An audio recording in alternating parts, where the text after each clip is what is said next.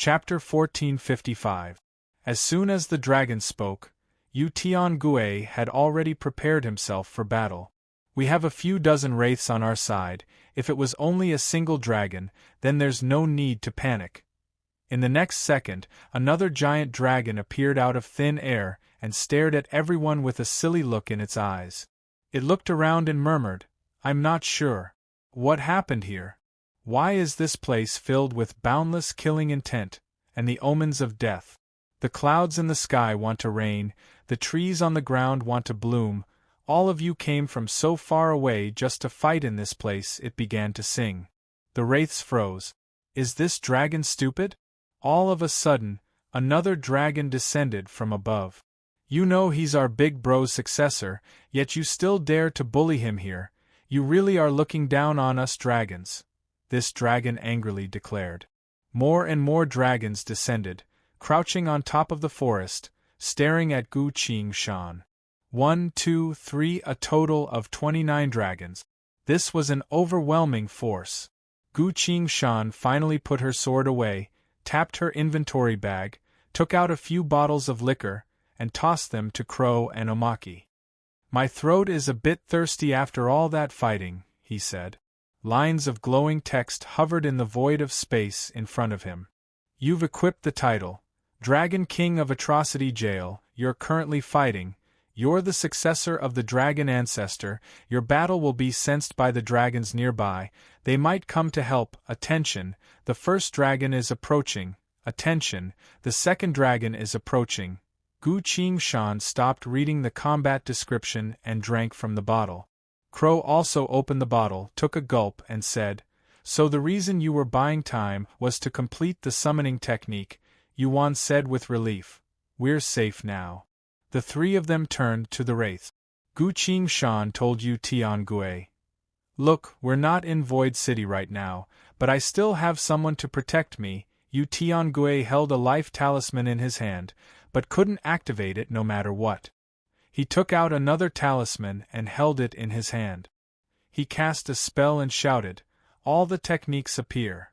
The life talisman burned and formed 2 special runes in the air.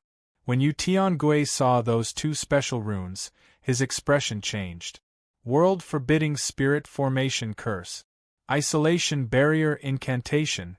At some point in time, he had actually been surrounded by these 2 divine incantations. When did this happen? Yu Tiangue fell into confusion. His SOS talisman could not be sent out. He had been very vigilant just now, but he didn't even see the person who attacked. When did it happen? Who was it that set up the forbidding spirit formation in the surroundings? Yu Tiangue was speechless. At this moment, he suddenly felt regret. If only the Ghost Lord had not arranged for him to do this. Just as he was thinking, he suddenly heard a giant dragon roar at Gu Qingshan. "Who wants to protect you? I have enmity with the dragon ancestor, so I came here specifically to kill you." "Me too. Me too. Me too. Yes, kill him. Count me in." The dozen dragons roared in unison. The other dozen dragons stood in front of Gu Qingshan's group, angrily shouting, "You can't kill him, he is the heir of the dragon ancestor." The dragons were at a stalemate, their killing intent growing stronger and stronger. Yu Tiangue suddenly saw hope. So many of these dragons were here to kill him. He silently counted and found that the majority of the dragons wanted to kill Gu Qingshan. That's good. Yu Tiangue excitedly raised his arms. "Everyone, everyone! We wraiths also want to kill the heir of the dragon ancestor. We can fight together." The dragons who wanted to kill Gu Qingshan quickly retreated to stand next to the wraith. "Who are you?" one of the dragons asked in a low voice. "I am Yu Tiangue from the Wraith Realm, ordered to kill this Dragon King of Atrocity Jail," Yu Tiangue replied. "Yu Tiangue?" another dragon asked. "Yes, as long as you help us stall those dragons, we will kill this Dragon King of Atrocity Jail," Yu Tiangue replied. "You called yourself Yu Tiangue? You aren't just bluffing, are you? Are you sure you can kill that Dragon King of Atrocity Jail?" another dragon asked. No problem, Yu Tiangui replied. The dragons exchanged glances, then nodded. Very well, you're in, the leading dragon said. Later on, we'll first use draconic magic to attack. That's an extremely powerful attack, so don't act for now to avoid accidental injury. I understand, Yu Tiangui replied. He was feeling a bit more confident, as well as a bit expectant. Very few people have ever seen a dragon's draconic magic. All records regarding draconic magic in the history books had been censored by the dragons. Dragons are sly creatures. Most of the time, you wouldn't even know how they attacked you. And now that the dragon's battle is right in front of me, I can finally, paw. You lot, listen to me carefully. A voice resounded in the sky, cutting off Yu Tiangui's thoughts. He looked up. The dragons on the other side were all cursing at him. Puh. I was woken up at 3 a.m. in the middle of the night. Turns out someone was bullying a dragon, one of the dragons said. A second dragon replied. I opened my sleepy eyes and barely managed to get closer to take a closer look, but you were all wearing masks and cowering like turtles, a third dragon roared. You even need help to fight, you're all cowards, don't you dare act so presumptuously in front of me. In front of them, among the dragons who wanted to kill Gu Qingshan, a dragon appeared and chanted. Yo, the dragons behind him all raised their voices and chanted. You're all pretending to talk nonsense, but you're actually harboring ulterior motives. Others might not dare to expose you, but I think you're just unlucky. One of the dragons from before immediately rushed out and angrily shouted. Bullshit! He cleared his throat and shouted. You lot, come forward and listen to me. After chanting a bunch of chants like a machine gun, he satisfyingly retreated. He was satisfied, but the dragons on the other side were having none of it. Another dragon immediately flew out, uttered a paw, and began to curse. Seeing this, Gu Qingshan silently grabbed Crow and Omaki's hands and said, Let's retreat a bit. Crow wielded his rapier, ready to fight at any moment, but the dragons in the sky were still cursing, so he couldn't just charge forward like this. What's going on? Omaki was a bit confused and asked. Just wait, Gu Qingshan replied. On his retina, lines of combat instructions appeared one after another. Make the following records of the battlefield: Frost Dragon unleashed Shadow Ice Dragon Origin Hex. Emerald Dragon unleashed Shadow Green Dragon Origin Hex. Phantom Dragon unleashed Shadow Purple Dragon Origin Hex. Holy Light Dragon unleashed Shadow White Dragon Origin Hex. Demonic Flame Dragon unleashed Shadow Blue Dragon Origin Hex. Silver Dragon unleashed Shadow Golden Dragon Origin Hex. Lightning Dragon unleashed. All dragon hex to be used on the wraiths. Time slowly passed. 10 minutes quickly passed. The three of them suddenly felt their vision blurring. They had returned to the bar. Everything remained the same. But the wraiths didn't show up again.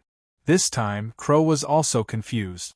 Hey, do you know what's going on? He silently sent his voice to Gu Qingshan.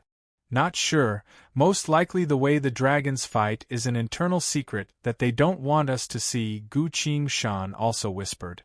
Crow doubtfully asked. Weren't those dragons shouting and cursing so loudly that they were about to start fighting? Gu Qingshan shook her head. They're tricking the wraiths. Chapter 1456. The Wraith Realm. On a craggy, grotesque mountain. Countless wraiths surrounded them from the foot of the mountain all the way to the top. There was nothing else on top of the mountain, except for a formation that was inlaid with black rocks that were densely packed with runes. The wraiths surrounded the formation, ready for battle. No one said anything. The entire mountain was deathly silent and suffused with a murderous aura. Suddenly, a figure descended from the sky and stood in front of the formation. The Ghost Lord sent me to ask how things are going. Another wraith stepped forward and knelt on one knee. Sir Yu Tiangui is currently searching for him. Most likely he has already found Dragon King of Atrocity Jail, the figure said. Is the Divine Soul Imprisonment formation ready? That Dragon King of Atrocity Jail is a titled hitman, so not only did we prepare a soul vessel sealing formation, we also prepared several dozen shackle formations, all of which were given to Sir Yu Tiangui's subordinates. The figure spoke with satisfaction. That's very good. The laws of Soul Eradication Mountain were personally established by Sir Wraith Saint himself, so there are very few accidents. Dragon King of Atrocity Jail would most likely be captured and executed on the spot in just a few moments, the malevolent ghost said. We guard the Soul Extermination Mountain and have killed countless experts from various worlds. Please rest assured, my lord. Ahaha, very well, I'll just wait here for a bit. Once you've taken Dragon King of Atrocity Jail's head, I'll bring it back to report. Then, please wait for a moment, my lord. Yes. Saying so, the figure and the other wraiths held their breaths and waited. A quarter of an hour passed. Half an hour passed. The figure couldn't help but ask, "Why is Yu Tiangui so slow?" Someone replied, "There's something you don't know, sir, but that Dragon King of Atrocity Jail is on good terms with the ominous Demon Tower. Perhaps because he's currently a guest in the ominous Demon Tower, Yu Tiangui couldn't act against him. We can only wait until he leaves the ominous Demon Tower." The figure pondered for a moment and nodded.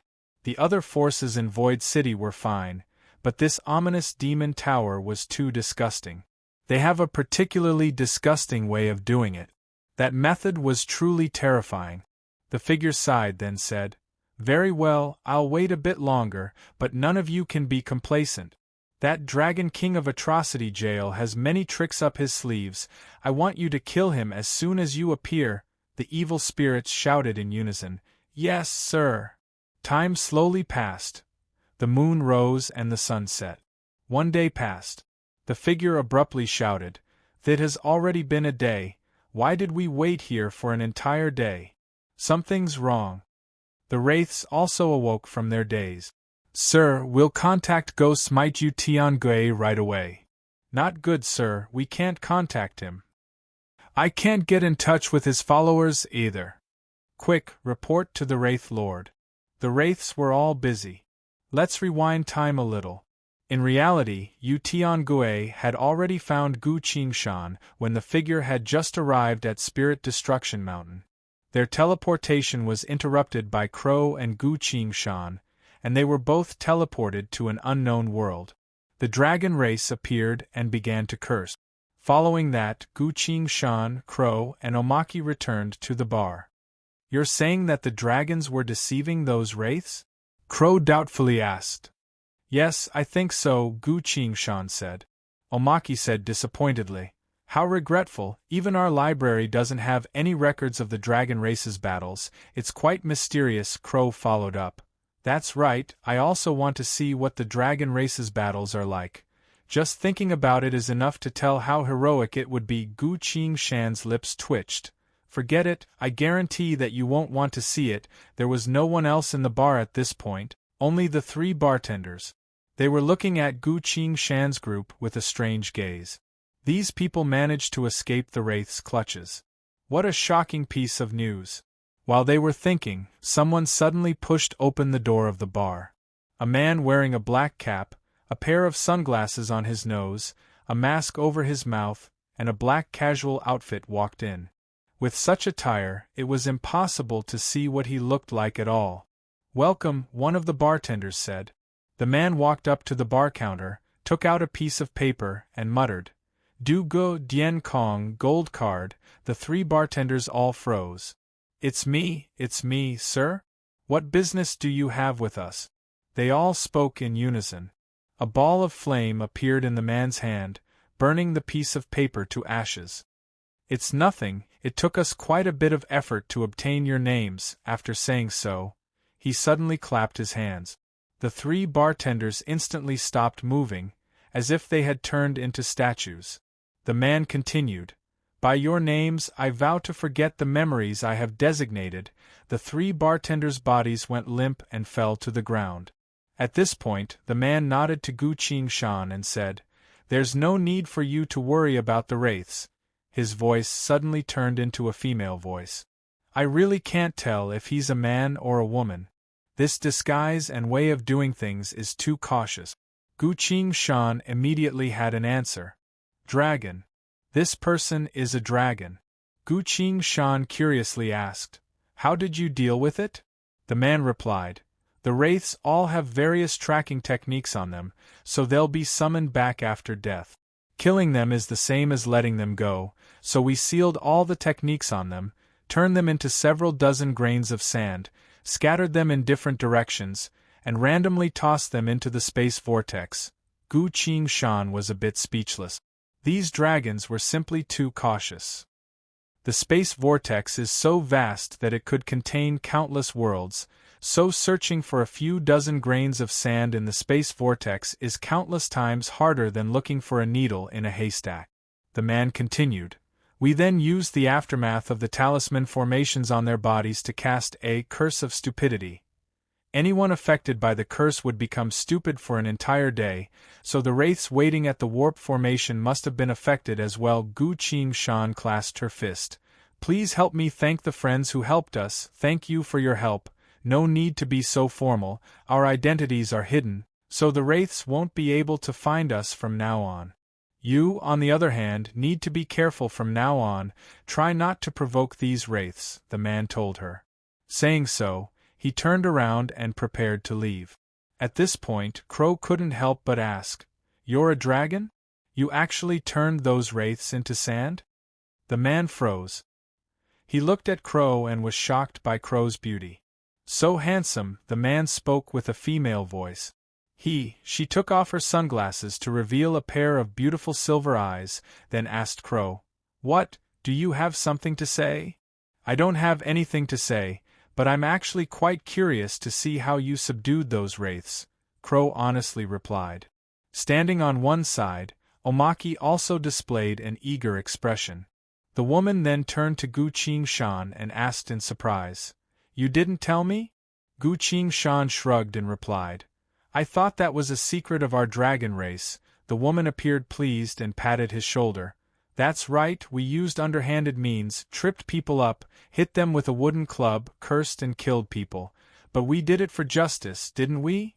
Gu Qingshan hurriedly nodded, praising.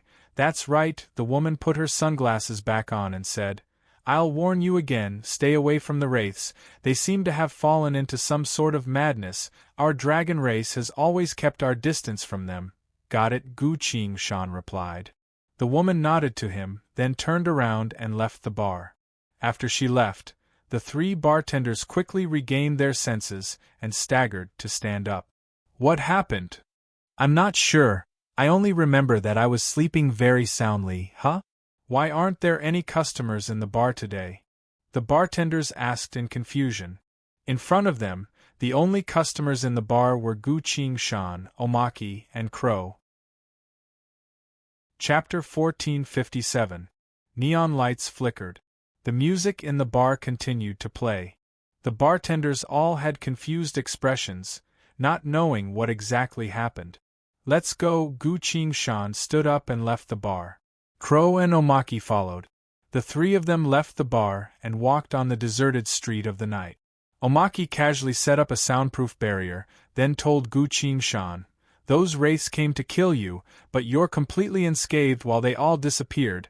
This is a huge problem, Gu Qingshan replied. That's why that dragon just now kept telling me to hide, Crow asked. What do you plan to do? I haven't decided yet, Gu Qingshan replied. Crow was a bit surprised and said, That's not like you. You should know that wraiths never give up halfway, especially when it comes to killing people. They've already lost a lot of people, so they definitely won't give up. Before Gu Qingshan could say anything, Omaki said, That chick just now said that the wraiths on the other side have most likely been afflicted by the dragon hex, so they won't have any issues for at least a day.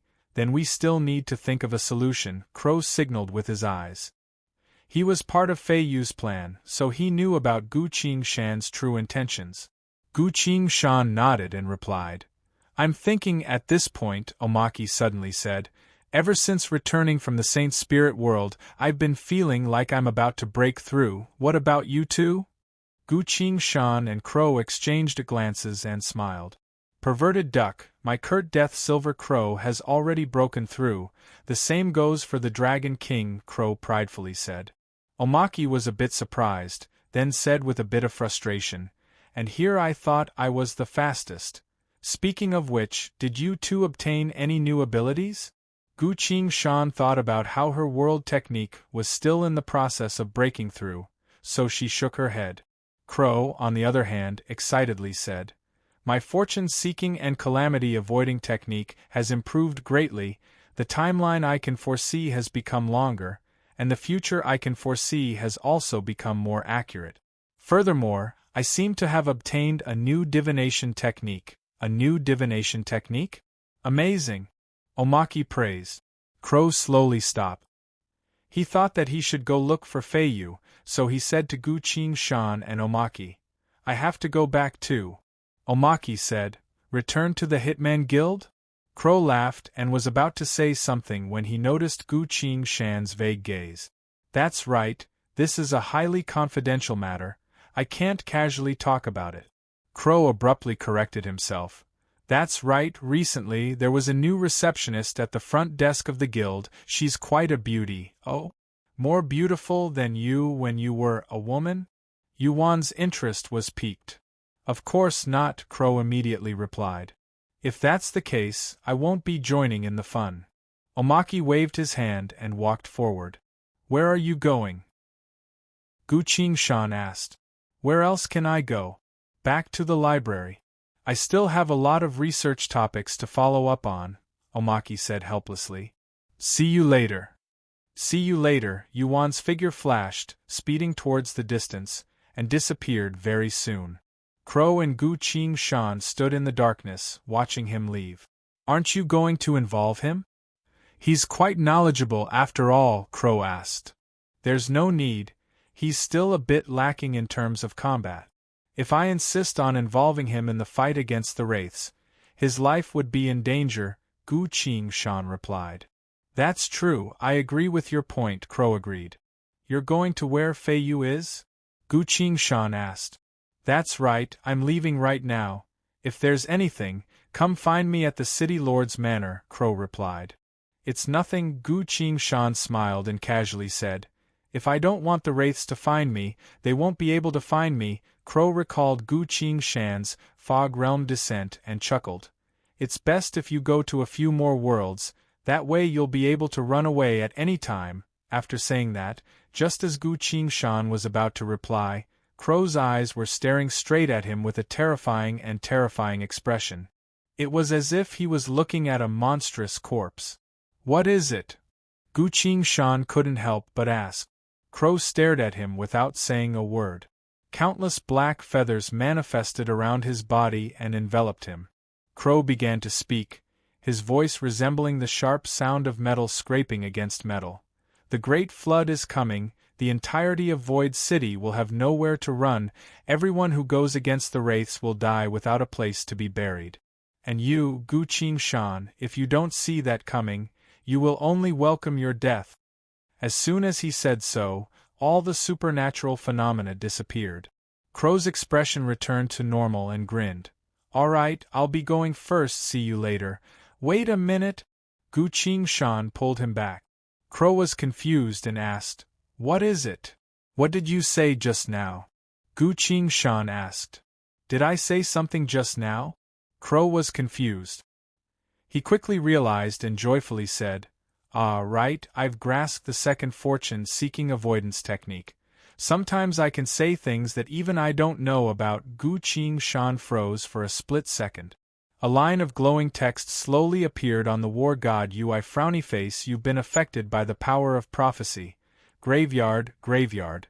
Able to accurately foresee the large-scale deaths that are about to occur. Gu Shan's heart sank. Crow's original ability was Tombstone, which allowed him to alter the course of fate. Fortunately, this ability was still under Crow's control, allowing him to temporarily alter his words to correct the outcome. And now, Crow had another type of prophecy ability. Graveyard. Can't be altered, it can foresee the true future. Gu Shan's thoughts quickly turned. Just now, Crow said that Anyone who goes against the wraiths will die without a proper burial. Then, this apocalypse known as the Great Flood is actually under the wraiths' control? Gu Qingshan stopped and asked, Crow, what is the Great Flood? Crow's expression changed and hurriedly asked, Did I just say something about the Great Flood? Yes, Gu Qingshan repeated Crow's words.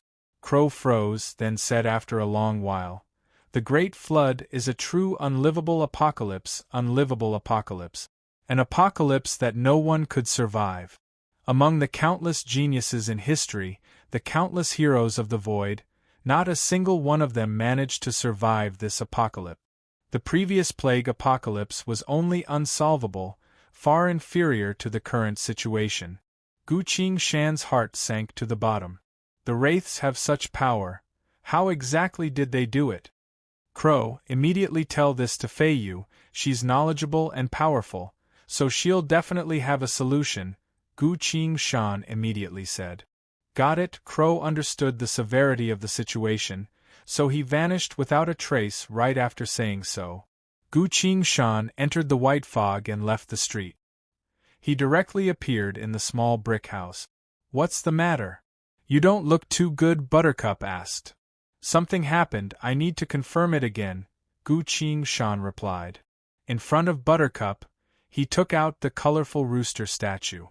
Buttercup was surprised. What is this? Gu Qingshan didn't say anything and pulled on the rooster's comb. The colorful rooster regained its senses. This time, it didn't yawn, instead appearing extremely nervous. Gu Qingshan, hurry! Give me soul points. I need to tell you something right now. How much? 100,000. Gu Qingshan transferred her soul points over without hesitation. Receiving the soul points, the colorful rooster let out a long cry before speaking. Gu Qingshan, your identity has been exposed. The wraiths know your true identity. They know that you came from the future. How could that be? Who exposed my identity? Gu Qingshan immediately asked. I'm not sure, but you already know that the Great Flood is about to erupt, so the only thing I can tell you is that there's a spy by your side. He's betrayed you, so you'll soon fall into certain death. Saying so, the colorful rooster turned back into a statue and stopped moving. Gu Qingshan abruptly turned to Buttercup. Buttercup calmly asked, Are you suspecting me? I'm not. Gu Qingshan walked up to her and said, Crow predicted the Great Flood, and there's currently a spy by my side. I want you to immediately find Fei Yu, she's a fate artifact master, as well as the strongest person in Void City. Wait for me at her place, I'll come find you in a bit. And then what? Buttercup asked. And then we'll have to run. An unlivable apocalypse isn't a joke, Gu Qingshan replied. Why aren't you suspecting me? Buttercup asked. Why would I suspect you? Gu Qingshan asked in surprise. Buttercup stared at him for a while before replying, All right, I'll have to go find the Tower Master first, do you mind? I don't mind, do as you wish, we'll meet at the City Lord's Manor in a bit. Hurry! Gu Qingshan said. Little Butterfly nodded and disappeared from where she stood. The only person left in the room was Gu Qingshan. Standing in the darkness, he recalled everything that had happened since he arrived at Void City. There were only two people who knew so much about him. One was Crow and the other was Omaki. Crow knew his real name. Omaki didn't know. Could it be Crow? No, Crow's expression didn't change at all even after learning about his prophecy. He even went to the City Lord's Manor as I requested. At this point, I could have used Fog Realm Descent to escape. If it was Crow, he wouldn't have made such a mistake. Or Omaki? Gu Qingshan thought for a bit, but couldn't help but feel confused. Knowing that I would use Fog Realm Descent, he was still confident that he could kill me, unless... He took out the Ring of Light and checked it again. Lines of glowing text quickly appeared on the War God UI frowny face hovering ring-shaped light bulb, technological product, capable of emitting 7 different lights, capable of detecting the environment, observing the state of battle, as well as summoning angels. Reading this line of text, Gu Qingshan pondered. He probably wasn't being controlled, but rather standing on the side of the wraiths. No, I have to find out the truth. Gu Qingshan turned around and entered the white fog. At another location, the Church of Splendor, Omaki entered the main hall and followed the two angels through the various buildings. Finally, he arrived at a building at the deepest part of the church. The 6 angels came forward and knelt down on one knee to greet him. Holy Son, you've returned, they spoke in unison. Boundless holy light radiated from Omaki's body as a pair of pure white wings appeared on his back. He coldly nodded and said, "Among the church's donors, there's a person called Dragon King of Atrocity Jail. You should discuss with the wraiths and kill him. Understood?" Chapter 1458. The Wraith Realm. The Wraith Temple. Deep inside the silent temple, 3 statues stood in order, completely motionless. These were the statues of the 3 Wraith Lords. They stood here as if they were protecting something, or waiting for someone. Suddenly, one of the statues spoke up. "It's been half an hour, but there's still no news from Soul Eradication Mountain, most likely a failure," another statue spoke up. "Our Soul Eradication Mountain's formation hasn't had any issues for the last 500 years, it seems that Hitman's foundation is quite deep," the final statue spoke up. "How about we do it ourselves and…" its voice was abruptly cut off. The sound of a bell resounded from the void of space, cutting off the 3 Wraith Lords' conversation. Ding-dong, ding-dong, ding-dong, ding-dong, ding-dong, ding-dong, ding-dong, ding-dong. A total of 6 chimes reverberated throughout the dark temple. The Wraith Temple abruptly disappeared, replaced by a new world. There was no sun in the sky, but a faint white light radiated from a towering statue that reached all the way to the clouds, illuminating the entire world. Around the 3 Wraith Lords, there was a lush green meadow, countless fragrant flowers, a clear fountain, as well as countless ivory-white minarets. A 4-winged angel descended from above, arriving in front of the 3 Wraith Lords. The 4-winged angel lightly bowed, then spoke. "Greetings, Wraith Lord Fate Obstruction, Giant Frame, and Wraith Lord Karmic Fire. I'm here on the Holy Sun's orders to report a certain matter." The 3 Wraith Lords returned the greeting. "Please speak," the 4-winged angel spoke. "The Holy Sun told me to inform you that the titled Hitman had recognized a sword in his hand. It was the Earth Sword of the twin swords Heaven and Earth. This person's identity can be confirmed, but there was a hint of space-time fluctuation coming from his body. The Holy Sun was worried that you wouldn't be able to handle this properly, so he specifically ordered me to lead everyone here to lend you a hand." Wraith Lord Fate Obstruction spoke.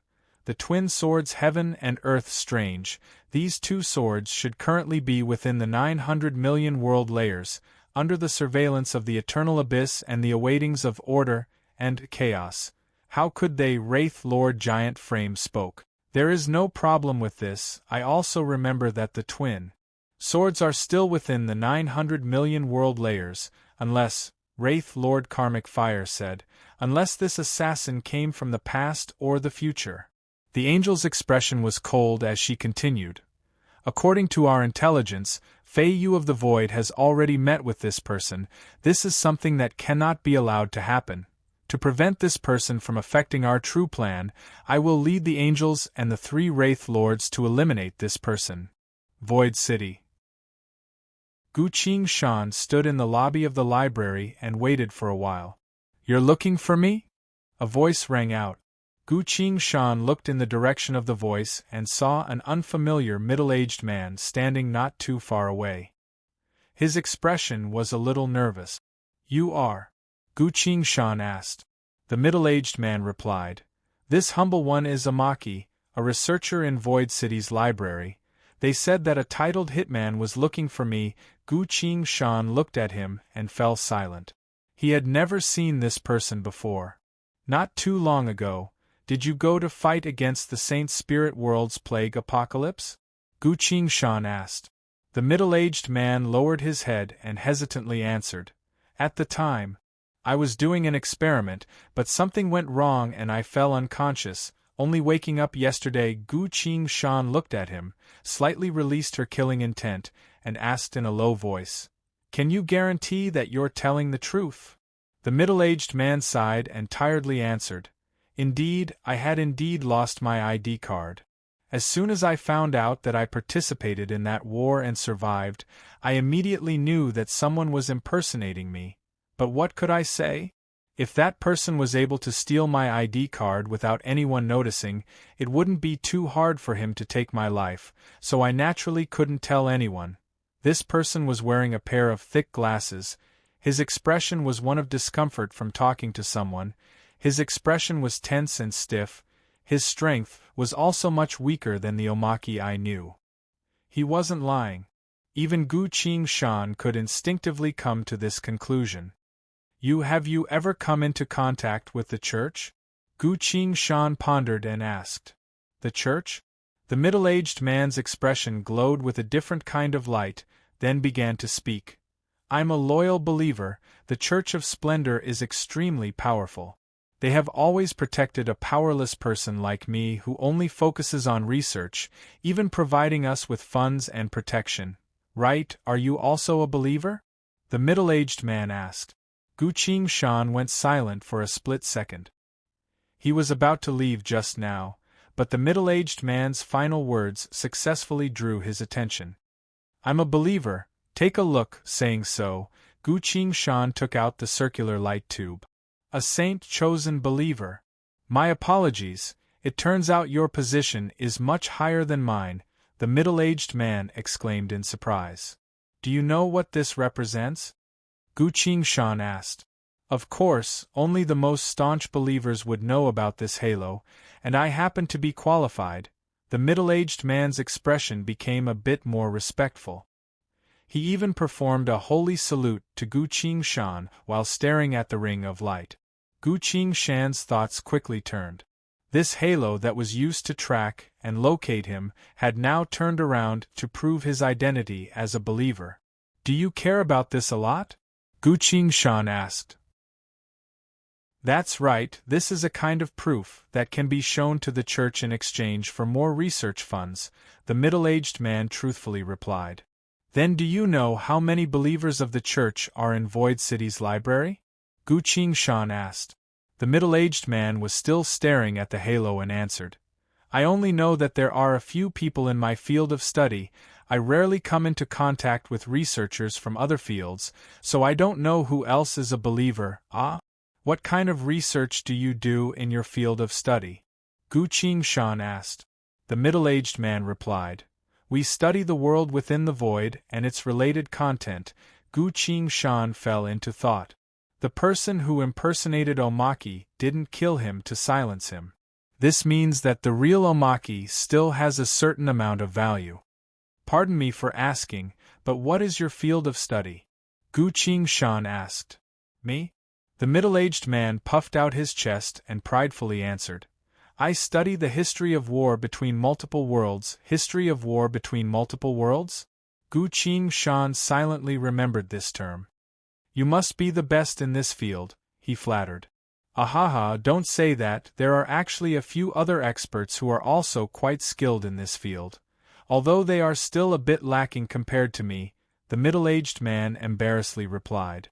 Gu Qingshan silently nodded. This is a person who is obsessed with scientific research and doesn't understand the ways of the world. "Here, this is for you. Remember, never tell anyone that you were impersonated. This is for your own good." Saying so, Gu Qingshan manifested a white fog around her body and vanished in front of the man's eyes. The middle-aged man was a bit surprised and looked at his hand. "Just now, he gave me the circular light tube. This is great. With this proof, I'll have enough resources for my next research." As he spoke, he put away the lamp ecstatically. Deep into the night, an orange cat was quickly running under the cover of the night. The orange cat flew through the tall buildings of the city, only taking a few moments to find his destination. He lightly landed on the cold street and looked at the buildings in front of him. The church was right in front of him. It was currently late at night, so the believers had already left. The church was also very quiet, Only a few angels could be heard singing hymns. Do you want to silently infiltrate and investigate? The Earth Sword's voice resounded. The orange cat replied, No, the great flood is about to descend, and I'll die before that happens. We don't have time to slowly investigate, then what now? I'm almost certain that this was the church's handiwork, and now I need to force that person out. The orange cat raised his paw and swung forward. An excited woo-woo sound resounded from the void of space. A sprite of light about the size of a fingernail appeared out of nowhere. It flickered with a dim light and floated in the wind, flying in the direction of the church. At the very next moment, this faint glow lightly trembled, then abruptly manifested into a blazing sun that unleashed large clusters of crimson flames like a meteor shower towards the church's buildings. Chaos Divine Skill, Azure Flame. This was a divine skill from the Chaos Serpent's King, Ouroboros. Almost as soon as the azure flame appeared, the church's alarms rang out. Groups of angels flew to the sky to receive the intense flames. Chapter 1459. A rain of fire began to rain down from above. Groups of angels flew into the sky, attempting to stop the falling clusters of fire. But against this chaos divine skill, the angels' efforts were destined to be futile. The angels that tried to stop the rain of fire were instantly burned to ashes. Desperate screams rang out. The angels slowly realized the severity of this attack, so they quickly retreated and hurriedly dodged in the night sky. Under the rain of fire, all of the church's defensive techniques were activated. Endless hymns resounded. Holy light soared above the church, connecting into one, forming dozens of layers of translucent protective shield. These densely packed protective shields isolated the entire church from the outside world. The rain of fire crashed into the barriers with a resounding boom. The layers of holy light naturally couldn't completely stop the rain of fire, but they quickly regenerated. As soon as they were pierced through, they immediately regenerated. The angels returned to the church and began to cooperate with the defensive techniques to stop the rain of fire from falling. However, this could only extinguish a few clusters of fire within a small area. A large amount of blue fire continued to descend, striking the church's buildings and creating sky-high flames. The Chaos Serpent's King, Ouroboros. This was an awaiting that managed to survive until the very last moment of another parallel world. When it unleashed its full power, only a combatant at Red Wraith's level would be able to stop it for a while. Even Red Wraith couldn't do anything to it and could only temporarily seal it away. And this was under the condition that the Chaos Serpent's King had suffered too many wounds and wasn't at full strength. Gu Qingshan had only helped it heal the wounds from the plague apocalypse, but couldn't do anything to its previous wounds. Such an attack wasn't something the angels could defend against. Under the shroud of night, the flames reached all the way to the sky. The orange cat's expression was frigid as he sat on the opposite side of the street, carefully observing the church's situation. The sea of flames was reflected in the orange cat's eyes, but couldn't cause any ripples. He simply sat there silently and waited. Time slowly passed. The rain of fire finally destroyed several important buildings of the church. The layers of holy light became extremely dim. The situation was becoming more and more chaotic. It was now that the orange cat slowly stood up, took out a formation plate, and tapped it several times with his paw. Soon enough, a small-scale warp formation was set up in a shadowy corner of the street. The orange cat put the formation plate away and swung his tail. An autumn water clear blue sword manifested from thin air, landed on the orange cat's tail, and was tightly wrapped around it. The orange cat took a few steps forward and prepared to attack. It continued to wait. Time ticked by.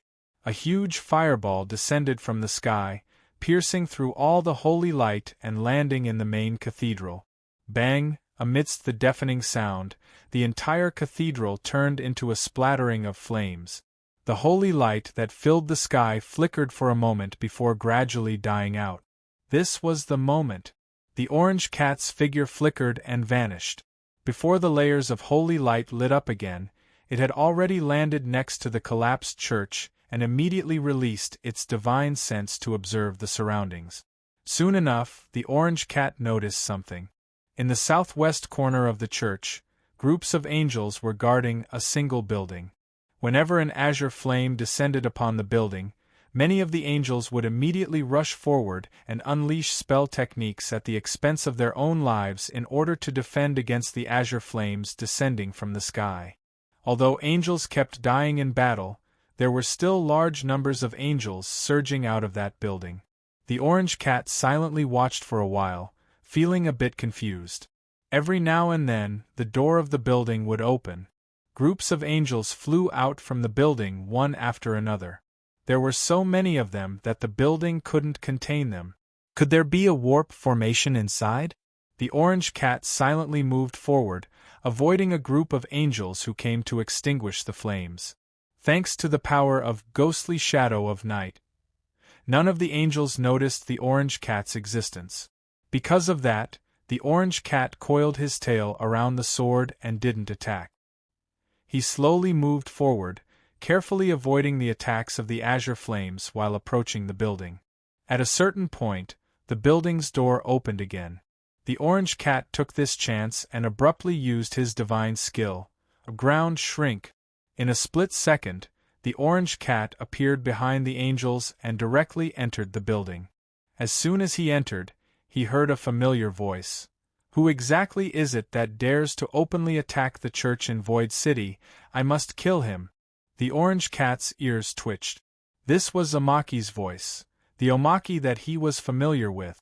The orange cat looked into the main hall, only to see several angels kneeling on one knee, surrounding a unique six-winged angel who exuded holy light. A seraph. I didn't think Omaki would be a seraph. His expression was a bit cold, but also angry as he shouted at an angel at his feet. Why haven't you found the source of this divine flame technique? The angel fearfully replied. This subordinate is currently searching, but there has never been such a technique in the last several thousand years of records. Then search back 10,000 years. The seraph shouted. Understood. Understood. The angel quickly flipped through the book in his hand and quickly searched. Next to these angels was a runic formation composed entirely of holy white light. Occasionally, angels would be teleported here from the runic formation. Sure enough, there was a warp formation here. The orange cat narrowed his eyes and decided to hide in a corner. For the sake of safety, he didn't tell them too much about the battle between the chaos, serpents and red wraith. This was the most basic form of caution. At the time, when Gu Qingshan had just returned, many people wanted to learn everything from Gu Qingshan. Unfortunately, the city lord's manor was on Gu Qingshan's side, coupled with the ominous Demon Tower's influence, as well as the fact that the Hitman Guild was in the business of killing people. Trying to pry into the secrets of a titled hitman would easily violate the taboo of this organization of killers, and the ominous Demon Tower wouldn't let it go so easily. Because of that, no one knew about the details of the battle. But when they tried to investigate, they found that the plague apocalypse had disappeared and a new world had been created. Someone used a unique method to communicate with the will of that world, which confirmed Gu Qingshan's words. Because of that, everyone believed everything that Gu Qingshan said. But no one knew the exact situation of the chaos, serpents, and neither did Omaki. While thinking that, the orange cat's tail moved. The Six Paths Great Mountain Sword swung along with his tail, aiming at Omaki. This guy who sold me out deserves to die. But why did he do that? The orange cat fell into thought. The sound of hurried footsteps could be heard. Holy Sun, we can't hold on any longer. That technique is becoming more and more intense. It feels like it's endless, someone reported. Omaki's anger abruptly disappeared. He calmed down and ordered. At this point, there's no need to hold on any longer. Have everyone leave the church's territory. Sir, what about you? One of the angels asked. I'll return to heaven, Omaki casually replied. The angel tried to persuade him. That won't do, sir. If the other party is able to unleash such a technique, heaven wouldn't be safe either. Omaki opened his mouth, about to say something, then slowly closed it again. You're right, the entire church wouldn't be able to stop such a technique. Even if I returned to heaven, it wouldn't be safe, he muttered to himself. The orange cat silently observed on one side, then quickly saw a strange scene. Omaki was looking at the clock on the wall. The other angels also looked at the clock. The orange cat carefully scanned it with his inner sight, only to find that it was nothing more than a normal clock. Then Omaki said, "It's about time. We'll first head to heaven, then to that place. Yes, Holy Son, you'll be safe there. Holy Son, please depart." The angels replied. Omaki said, "Those who are qualified to remain, the rest of you must leave the church's territory immediately." Understood. The angels all responded. The angels quickly scattered. The angels who were fighting against the azure flames outside also quickly left the church's territory and fled elsewhere. Only a few angels remained around Omaki. What exactly is going on here? Where is Omaki going? The orange cat's eyes flickered. Killing Omaki doesn't seem to be his number one choice anymore. "Let's go," Omaki ordered. The angels followed him into the warp formation. The warp formation gave off blinding white light as it was fully activated. The angels' expressions relaxed a bit as they waited for the warp to complete. Omaki also began to ponder the origin of the terrifying technique in the sky. In that split second, the orange cat finally moved. Divine skill, shadow shift. Omaki was switched out of the warp formation by the orange cat. A second later, the orange cat switched places with the clock on the wall. The warp formation activated. The angels and the clock were warped away. The only person left in the room was Omaki. His vision blurred for a brief moment as the space around him fluctuated slightly. This is a sign that the warp has been completed. But why am I still in the room? As soon as he thought that, a sword was already pressed against his neck. Blue-white lightning flashed. Thaumaturgy, a dream jolt. Omaki's body twitched, unable to move. The orange cat quickly took out a formation plate and tapped it with his paw. Warp activated. The orange cat and Omaki both disappeared and reappeared outside the church, inside the prearranged formation. The orange cat used ground shrink again and vanished with Omaki. Chapter 1460. The Red Brick House. Buttercup wasn't here anymore.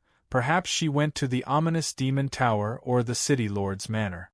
Gu Qing-shan threw Omaki to the ground, drew the Six Paths Great Mountain Sword, and stabbed him in the chest. Countless flashes of light came from Omaki's body, then quickly faded away.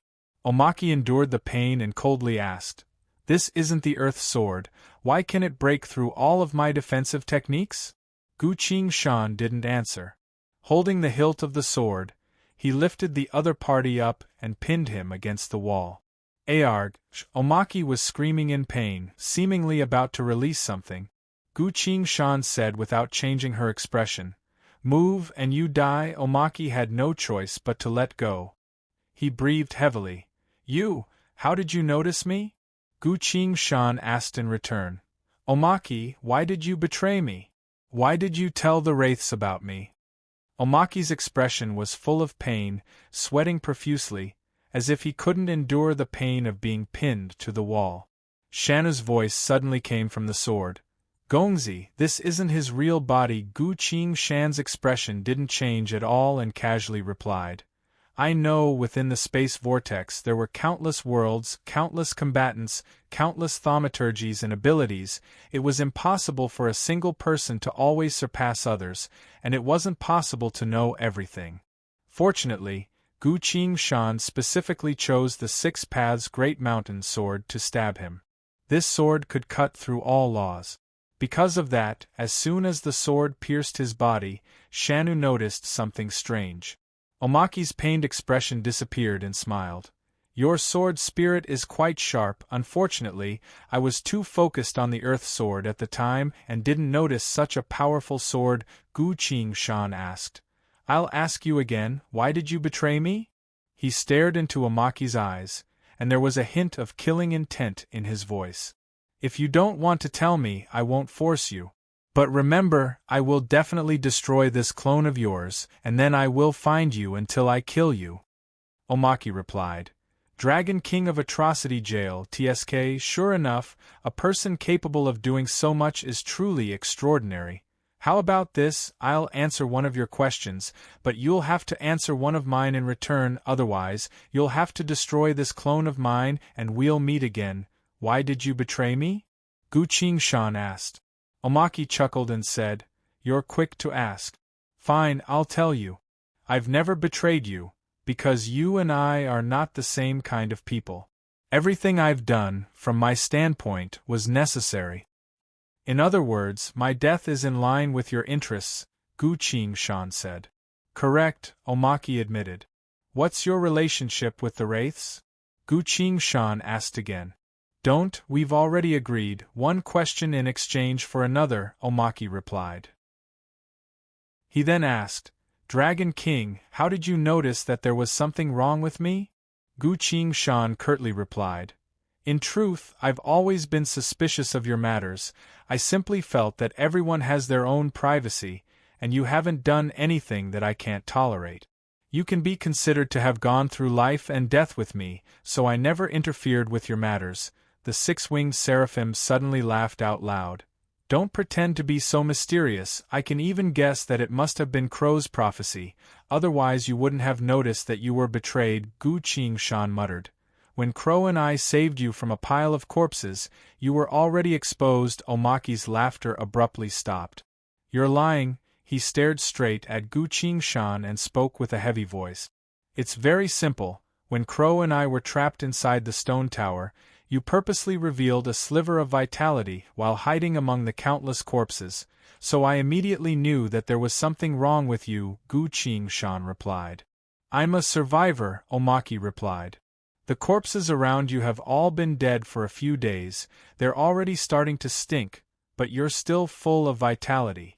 In an apocalyptic environment, your luck is extremely rare, Gu Qingshan commented. Omaki stayed silent for a bit then replied, I'll pay attention to my surroundings next time, but that doesn't prove that I'm in the wrong. Perhaps I really am a lucky one? Gu Qingshan continued. In the Saint Spirit world, to better deal with the changes and challenges of the world, I was turned into a young man, Crow was turned into a woman, and you were turned into a duck toy, so what? Now that I think about it, the will of that world really deserves to die, turning me into a toy, Omaki begrudgingly said. Gu Qingshan looked straight at him, then slowly explained. I was turned into a young man because the will of the world needed me to start with the identity of Road. Crow was turned into a woman because he was already extremely beautiful, turning into a woman was only to play to his advantage. Don't you get it? The will of the world was helping us, but also helping itself. As for you being turned into a duck toy, it meant that the will of the world was wary of you, so it would rather lose a helper like you than have you participate in the most crucial matters. If you had been by my side when I was working in the plague world and the extinct monster world, the outcome would have been completely different. Gu Qingshan leaned forward, staring straight into Omaki's eyes and continued. The will of the world is the amalgamation of the many laws of the world. It had sensed that there was something wrong with you. Omaki was stunned, unable to say anything for a while. Gu Qingshan continued. After returning, Crow and I were discussing something, and you just happened to show up, even giving us a technological light tube that could detect everything. It seems like you don't know I'm actually a scientist. You? A scientist? Omaki asked in disbelief. Gu Qingshan regretfully replied.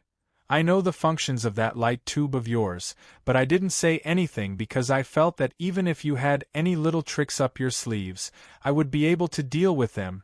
You wouldn't be able to deal with them, Omaki replied. Gu Qingshan didn't say anything.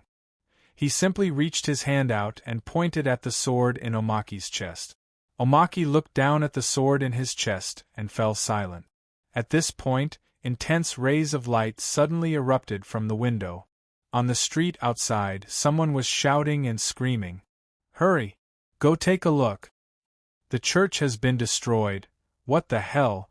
Who exactly was it that could completely erase the Glory Church? Those angels are running around like headless flies. Oh no, this is a huge incident. Inside the small brick house, the two of them silently listened to the conversation outside. Omaki's pupils dilated. His expression became stern. Gu Qingshan spoke. "Now it's your turn to answer my question. What exactly is the relationship between you and the Wraiths?" "Alliance." There are many organizations in Void City that are allies of the Wraiths, the library, the church, the Hunter Guild, etc. There are actually quite a few, but the three I've mentioned are already my limit. I won't tell you the rest one by 1 inch, Omaki replied. "Why did you help the Wraiths? They've clearly done so much evil. What exactly were you thinking?" Gu Qingshan asked. Omaki wagged his finger, saying, "Now it's my turn to ask you. Please tell me, if the one who betrayed you wasn't me, but Crow, would you have so many reasons to notice that something was wrong with him?" Gu Qingshan replied, "There are many things that aren't really clues. Why do you say that?" Omaki asked. Under normal circumstances, it's impossible for a person to constantly focus on doing the right thing, so a person's state of mind is usually scattered. For example, when we're drinking at a bar, if you carefully observe, you'll notice that everyone is doing a lot of unconscious actions that they themselves aren't even aware of, so you can't judge a person as good or bad based on their actions alone. This is also why I've been tolerating you so much, Gu Qingshan explained. "You think I'm on your side?" Omaki asked. "Indeed, especially after we've gone through thick and thin together," Gu Qingshan replied. Omaki tilted his head in thought, then said, "So you're waiting to see what kind of mistake I'm going to make? And then what? What do you plan to do?" Gu Qingshan replied, "If you've gone down the wrong path, I'll pull you back. If you're being threatened by someone, I'll kill that person. If you have any other problems, Crow and I will help you solve them." Omaki lowered his head, a flicker of light appeared in his eyes, but he didn't say anything for a long while. "So, I've disappointed you?" he suddenly asked. "From now on, it won't happen again," Gu Qingshan replied. Omaki looked up, carefully observing Gu Qingshan again. "It's been a very long time since I've seen someone like you," he slowly said. "If it weren't for the fact that our cause has reached a crucial point and you're standing in the way of the bigger picture, I would have wanted you to join us. What exactly are the two of you doing?" Gu Qingshan asked. Omaki stared straight at him and answered seriously, "After I answer this question, I'll no longer owe you anything. From now on, we'll leave our own destinies to the will of the heavens, and we'll no longer be friends in life or death. Whether that's the case or not, I'll only know after I hear the answer," Gu Qingshan replied. Omaki lightly leaned forward, lowering his voice. "The era of the Samsara clash for supremacy is about to arrive, and we are preparing to destroy the entire Samsara and rewrite the future of this era." He spun around in place, then his body was sliced apart by the sword that was attached to the wall, scattering into pieces of white paper. He had destroyed this clone of himself and left in front of Gu Qingshan. Chapter 1461. The small brick house returned to silence. Gu Qingshan was sweating profusely. He took out a handkerchief and silently wiped the sweat off his forehead. Cold sweat couldn't help but flow down his back. This was his body's reaction to death, as well as his spirit's sense. The Six Paths Great Mountain sword returned and hovered next to Gu Qingshan. "Gongzi, he's gone," Shanna said. Gu Qingshan replied. The Earth Sword couldn't help but ask, "Gu Qingshan, do you believe what he said?" "Not a single word," Gu Qingshan replied. Shanna was a bit surprised, then said, "But both of you said that we should ask each other questions." "We did, but why do we have to answer each other truthfully?" Gu Qingshan refuted. Shanna froze. Gu Qingshan continued, Shanu, you've already met Lady Fusey with me, as well as the Dragon Ancestor and the Chaos Serpent's King, so your eyes should be a bit sharper, a bit sharper? Shanu didn't understand. That's right, just look at these angels, they couldn't even stop a single attack from the Chaos Serpent's King. What right do they have to say that they want to destroy the samsara? Gu Qingshan scoffed. Gongzi means, Shanu said. The Wu Chaos Serpent's King wasn't at its peak, so it was sealed away by Red Wraith. Red Wraith came from the Wraith Realm, one of the two divine armaments that ruled over the Wraith Realm. The Heavenly King and the Wraith among the Wraith, Gu Qingshan explained. Shanu fell into thought. The Wraith Realm's Gui Fu was able to fight against the Chaos Serpent's King. But the samsara has a total of 6 worlds, so the other spirits might be even more powerful. With that in mind, she felt that Omaki's words just now were a bit laughable. The entire church couldn't even stop a single attack, so how could they fight against the samsara? Not to mention, this was only a spirit. A weapon must be in the hands of its master in order to display its true power. Who is Red Wraith's master? If I don't borrow other powers, how could I win against such a powerful enemy? The more Shanu thought about it, the more she felt guilty. While Gu Qingshan was wiping the sweat off her forehead, she heard Shanu muttering, Red Wraith is too strong, able to fight against an entity like the Chaos Serpent's King if he had a master. Gu Qingshan's eyes lit up and loudly called out, Shanu. What? Gongzi? Shanu hurriedly asked. Gu Qingshan shouted, You are the Samsara Great Mountain Sword, possessing the power of eternity and lawbreaker. Not even Red Wraith would be able to deal with you. If I ever face Red Wraith of our world, my life and success will depend on you. Shanu's voice became firm. Don't worry, Gongzi, as long as I'm here, I'll definitely help you break that talisman. And Gu Qingshan nodded and felt relieved. Watching on the side, the Earth Sword muttered, I don't know when the samsara clash for supremacy will begin, but the artifact spirits of the samsara have already begun. At this point, Luo Bingli's voice resounded. Gu Qingshan, if you're all playing around, surely you have a goal in mind? I do. Gu Qingshan wiped the sweat off her forehead and continued. He's keeping me here in order to notify those who want to kill me. Just look, my spirit sense has already sensed the terror of death, so I'm sweating profusely. Luo Bingli couldn't help but raise her voice. Then you're just letting him keep you here? Why aren't you running for your life? Gu Qingshan replied. Because I was the one who gave him the chance to call for reinforcements. Luo Bingli froze. A second later, figures appeared around Gu Qingshan one after another. The first to appear was a woman. She wore a dark green robe with white patterns, had long black hair, and a pair of emerald eyes that gave off a sense of spirituality. This strongest woman of Void City handed a void line that gave off a black aura to Gu Qingshan. Everything is prepared, ready to activate at any moment. Fei Yu's tone was filled with killing intent. Buttercup appeared from behind Fei Yu, nodded to Gu Qingshan, and said, As soon as you sent word, we immediately began our preparations. There aren't many people this time, but they're all experts. We're determined to keep those wraiths here. Another figure appeared. This was a burly man with a cartoon bear tattooed on his body. He smirked. Killing wraiths and angels? What an interesting thing. Another voice resounded. That's right, but since it's a battle of life and death, there's no reward for it. From the void of space, a white-haired old man with slicked-back hair and a cigar in his mouth walked out. One of his eyes was covered by a black eye patch, while the other was as sharp as an eagle's. He sat in the middle of the audience, wielding a short scepter in his hand with a black bird perched on his shoulder. The master of the Hitman Guild. Crow also wielded a rapier and walked out from the void of space. Old man, don't always think about money, you need to train your body sometimes, otherwise you'll lose to me sooner or later, he mocked. Gu Qingshan looked at the figures that appeared one after another, then asked Fei Yu in a low voice, Will they leak the information? They won't, my fate ability has linked everyone together, any traitor will die, Fei Yu replied. What about the Great Flood? Gu Qingshan asked.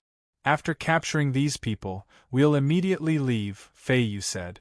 She grabbed the long black thread, coiled it around Gu Qingshan's body, then chanted an incantation.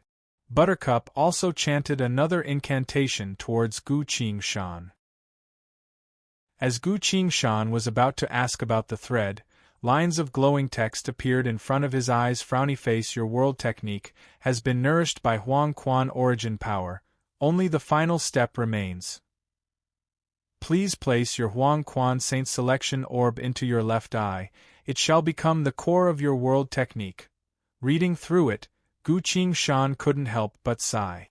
My left eye has been infused with the 5 elements, the 4 great worlds, the inner plane origin power, the incomplete parallel world, the power of the iris sword, the remnant world spirit of the past, Huang Quan origin power, and now I even need to add a bead into it. Is this left eye still an eye? However, with a brand new world technique right in front of me, how could Gu Qingshan give it up? He gritted his teeth and took out the Huang Quan Saint Selection Orb from his thought sea. As soon as the bead emitting a faint yellow mist appeared, he immediately pressed it into his left eye.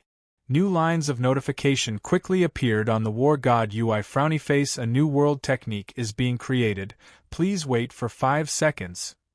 5-4 your world technique. Huang Quan's guide has been activated. Huang Quan's guide.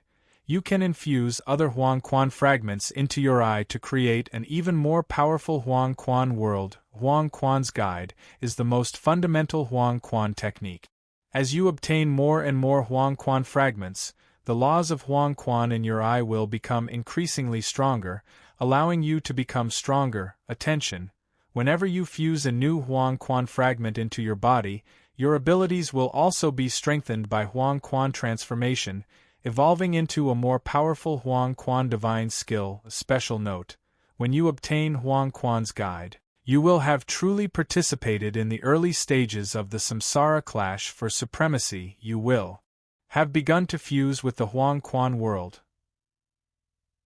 This is the beginning of everything. Furthermore, your left eye will no longer be blind. Gu Qingshan felt intense pain coming from his left eye.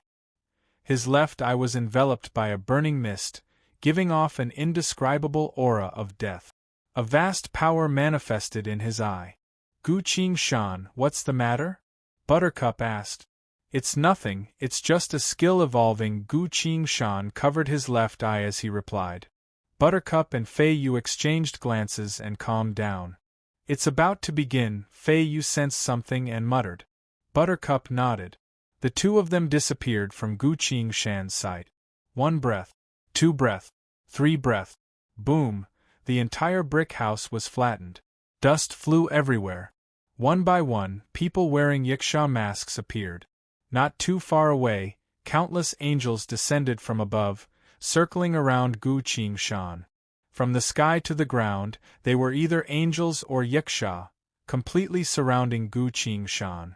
A fully armored yiksha walked out and stared at Gu Qingshan. Ha! Catching a turtle in a jar, the yiksha's mocking voice resounded. Gu Qingshan lightly nodded and smiled. I completely agree with your point of view. All of a sudden, his left eye began to ache again. Lines of glowing text quickly appeared on the War God UI. Frowny face, thanks to your Huang Quan's guide, your first skill is currently undergoing a change. Your secret art water flow severance has been fused with Huang Quan origin power and transformed into a Huang Quan skill. You've obtained Huang Quan's secret art, divine skill, Forgetting River / Chapter 1462. An unfamiliar sword style manifested in Gu Qingshan's thought sea, slowly being comprehended and grasped by him.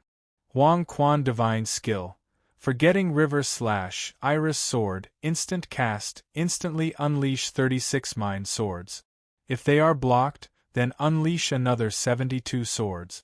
If they are blocked again, then unleash 144 swords. So on and so forth. Each sword will be stronger than the previous one, up to 1,000 swords. The forgetting river's water flows without end. Gu Qingshan was quite surprised. His understanding of mind swords was only limited to Rahu's eclipse of sun and moon, so he didn't expect another mind sword to appear. He just didn't know how powerful this divine skill sword art was. While Gu Qingshan was pondering, the armored wraith shouted, "Dragon King of Atrocity Jail, your death is imminent. Hand over the twin swords heaven and earth and surrender." Gu Qingshan looked at the wraith in shock. Isn't this a ready-made target? With a single thought, he activated the sword style and unleashed intense sword phantoms from his left eye. Instantly, a total of 36 sharp, twisted ripples manifested from the void of space at the same time, slashing towards the armored wraith. Caught off guard, the wraith hurriedly pulled out a long rod to block in front of himself. Clang, clang, clang, clang, clang, clang. A series of consecutive strikes struck the rod. As if struck by a great force, the wraith was sent flying. A wraith who was chosen to be the leader was at least somewhat capable. He actually managed to block 36 strikes. Unfortunately, as soon as the 36 strikes scattered, another 72 sharp ripples manifested and struck the wraith's body. The wraith was shocked, hurriedly swung the rod in his hand and shouted, "Petty tricks, dash boom!" A sharp ripple collided with the long staff, and an explosive sound rang out. The power of this strike was even stronger. In the blink of an eye, the wraith's body turned into a black shadow that shot towards the sky. At the edge of his vision, countless sword phantoms struck his rod. The rod couldn't hold on any longer and broke in half. The wraith was instantly turned into a mist of blood by the invisible ripples, scattered by the night wind. The crowd fell silent. Those evil spirits and angels did not see Gu Qingshan's attack at all. They only saw the malevolent spirit leader say one sentence before he was sent flying. On the other hand, Gu Qingshan secretly nodded. As soon as the divine skill of the pupil swordsmanship was unleashed, he immediately knew what was going to happen. The sword eye technique was very powerful, but it also consumed a lot of energy. He had used up more than 20% of his Huang Quan origin power. The origin energy of the Yellow Springs was the spiritual energy that had evolved. It needed a certain amount of time to rest before it could slowly recover. Of course, if Gu Qingshan were to fuse with even more Huang Quan fragment worlds in the future, his Huang Quan origin power would become even more abundant. Gu Qingshan nodded slightly and muttered to herself, "Not bad. You managed to block 107 of my sword strike. You are indeed qualified to lead the mission to kill me."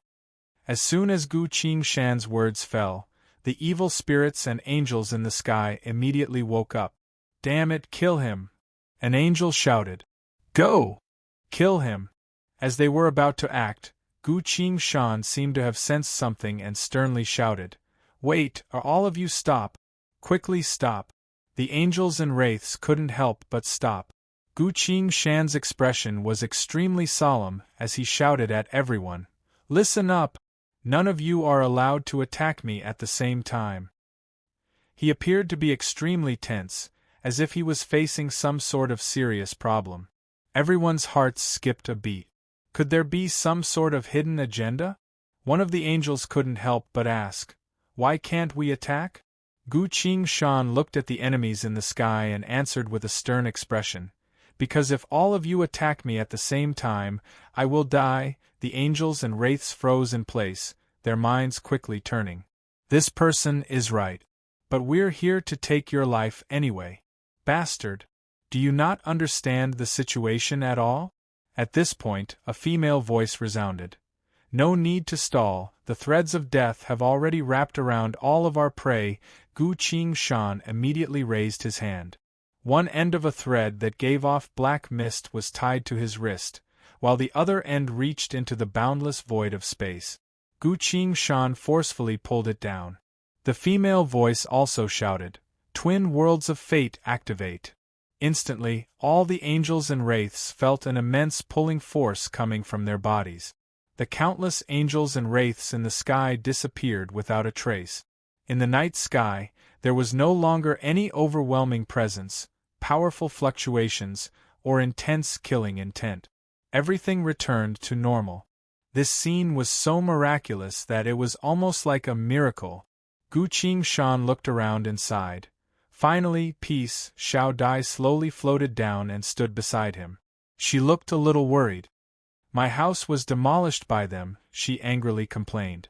Gu Qingshan thought for a bit and consoled her. The great flood is coming, it's an unlivable apocalypse, your house definitely won't be able to survive, so it's fine if it's demolished, Buttercup refuted. I can't, I designed that house myself, spent a lot of effort to decorate it, I need to kill a few more to avenge my house. She raised her hand. On her wrist, there was also a thread that gave off black mist. Buttercup clenched her fist tightly and struck the void of space. A series of desperate screams resounded. From the sound alone, it was clear that these screams came from both wraiths and angels. Gu Qingshan crossed her arms and stood on one side, confusedly asking, "Where exactly did these angels come from?" "The angels I know seem to have come from the world of heaven, but the inner plane also seems to have angels." Buttercup continuously punched the void of space and replied, "Angels were originally special envoys of the inner plane, responsible for a certain type of authority that restrained the deities, known as condemnation. But after the inner plane was destroyed, the angels lost this authority and drifted into the space vortex, gradually forming their own world." Gu Qingshan was surprised. Authority that restrained the deities, the name of condemnation. This sounds very familiar. He released his inner sight and scanned his thought sea. The condemnation codex was silently lying in his thought sea without moving. I didn't think there would be such a reason. If that's the case, these angels are all fake goods, while Little Dusk and I are the real angels. Gu Qingshan's thoughts were a bit complicated. Then, what exactly are these angels trying to do by working together with the wraiths? Don't tell me it's as Amaki said and they want to destroy the samsara? That's impossible. Ignoring everything else, the wraiths alone wouldn't be able to destroy the Mara Heavenly King Bao and the Red Wraith Life Talisman. Buttercup's voice resounded and abruptly cut off his thoughts. Gu Qingshan, come and kill them as well. Quickly, after you're done, we're going to leave right away. Gu Qingshan regained his senses and drew his sword. He wielded the sword with the hand that had the black thread wrapped around it and slashed at the void of space. Blood splattered in front of him, but not a single drop landed on him. At various hidden locations, the combatants all had black threads tied to their hands as they continuously attacked the void of space. Not too long later, Fei Yu's voice resounded again. No need to kill anymore, I've left a few behind. Slowly pry open their mouths. Everyone stopped attacking at the same time. Fei Yu continued, everyone, gather at the City Lord's manor, we're leaving Void City before the Great Flood arrives. While she spoke, Gu Qingshan noticed that the black thread on his hand had disappeared. He couldn't help but look at the remaining combat records on the War God UI frowny face. You've successfully connected to the twin worlds of fate, located in the realm of life. Each of your attacks will directly strike a living being in the realm of death and cause true damage. Attention, this is a top-level fate-type divine skill. Do not attempt to interfere or destroy it, otherwise, a series of misfortune will follow you for 100 years before gradually disappearing. Gu Qingshan lightly shook his head. Fate-type skills are truly terrifying. As expected of the strongest person in Void City, Fei Yu is truly worthy of being called the strongest person in Void City. Chapter 1463. The City Lord's Manor. Several angels and wraiths were imprisoned in the void of space, unable to move at all.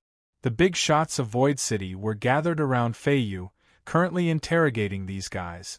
Gu Qingshan and Buttercup both appeared from the void of space. Crow also appeared from another part of the void and told everyone, I can already foresee the Great Flood's arrival, but due to some sort of setback, It will take at least half a day before it appears in Void City. Everyone's expressions relaxed. Half a day is more than enough time to leave. Gu Qingshan's gaze swept through them, only to see that the angels were already dead without any signs of torture on their bodies. When they were captured, the angels had already committed suicide. Gu Qingshan was surprised. How could these angels be so stubborn that they killed themselves before even being interrogated? Fei Yu replied, because there is a holy pool within the kingdom of angels. After they die, they will return to the holy pool and turn back into angels. Gu Qingshan was surprised and turned to look at the wraiths.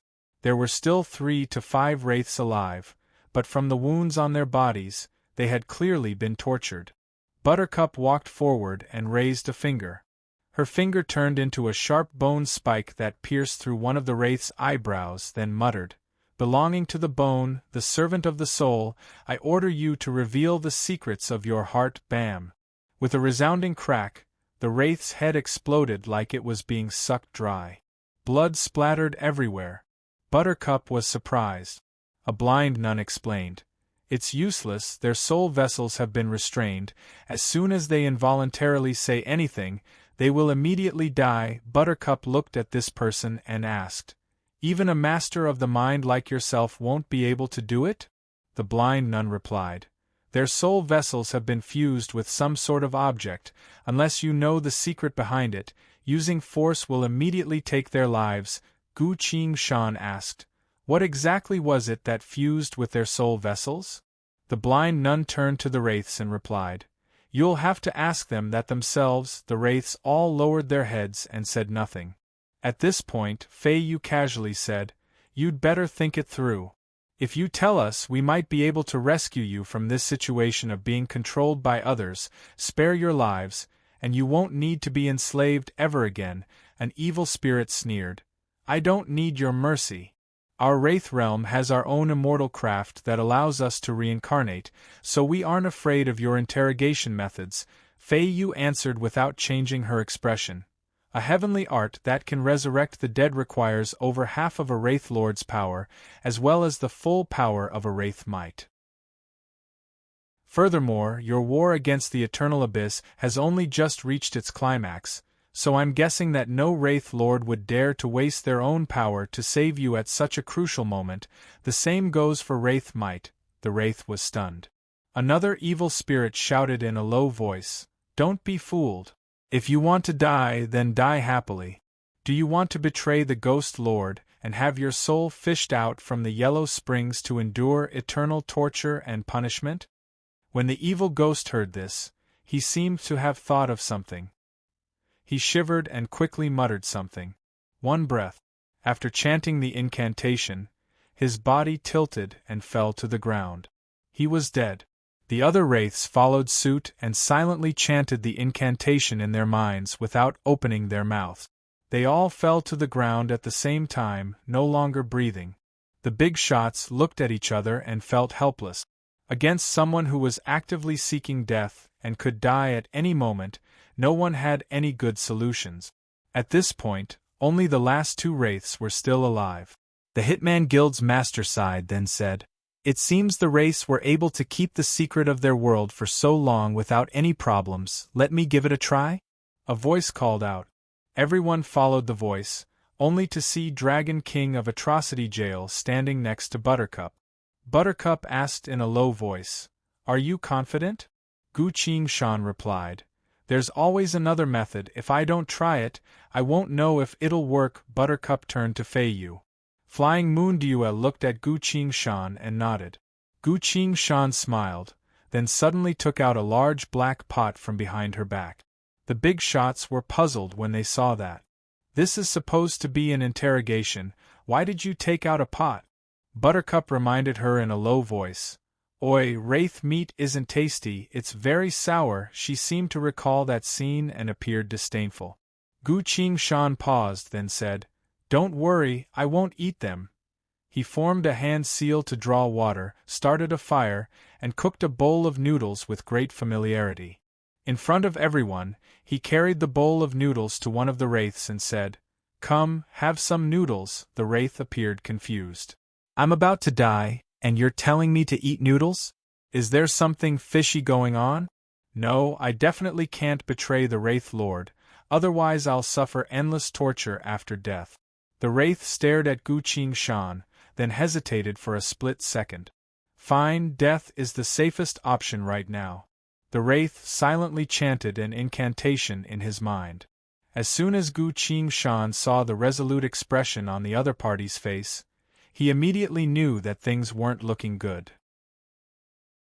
He set his title to Most Flirtatious Man and activated his title skill.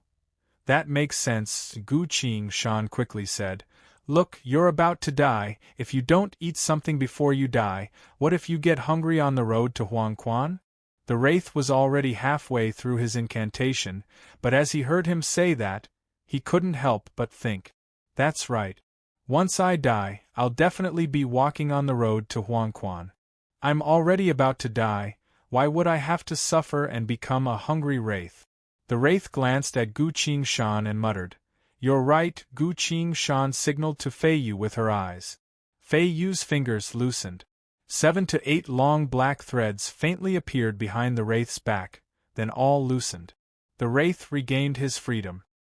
He took the bowl and chopsticks from Gu Shan's hand of his own accord and began to eat the noodles. It's delicious. What exactly did you put inside? Why is such a normal bowl of noodles so delicious? While eating, the Wraith asked Gu Shan. Gu Shan smiled and said nothing. Everyone else also remained silent, waiting to see what Gu Shan was going to do next. But Gu Shan didn't do anything and simply watched as the Wraith ate the noodles. It wasn't until the Wraith finished eating and was about to chant the incantation that Gu Shan suddenly asked, What exactly are you Wraith souls refined with?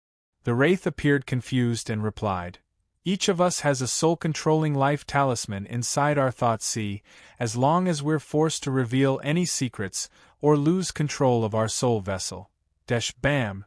A clear cracking sound. The Wraith's head was split in half, the headless corpse fell to the ground. The big shots were surprised. Although he still died, they finally understood what the Wraith were being restrained by. Life talismans.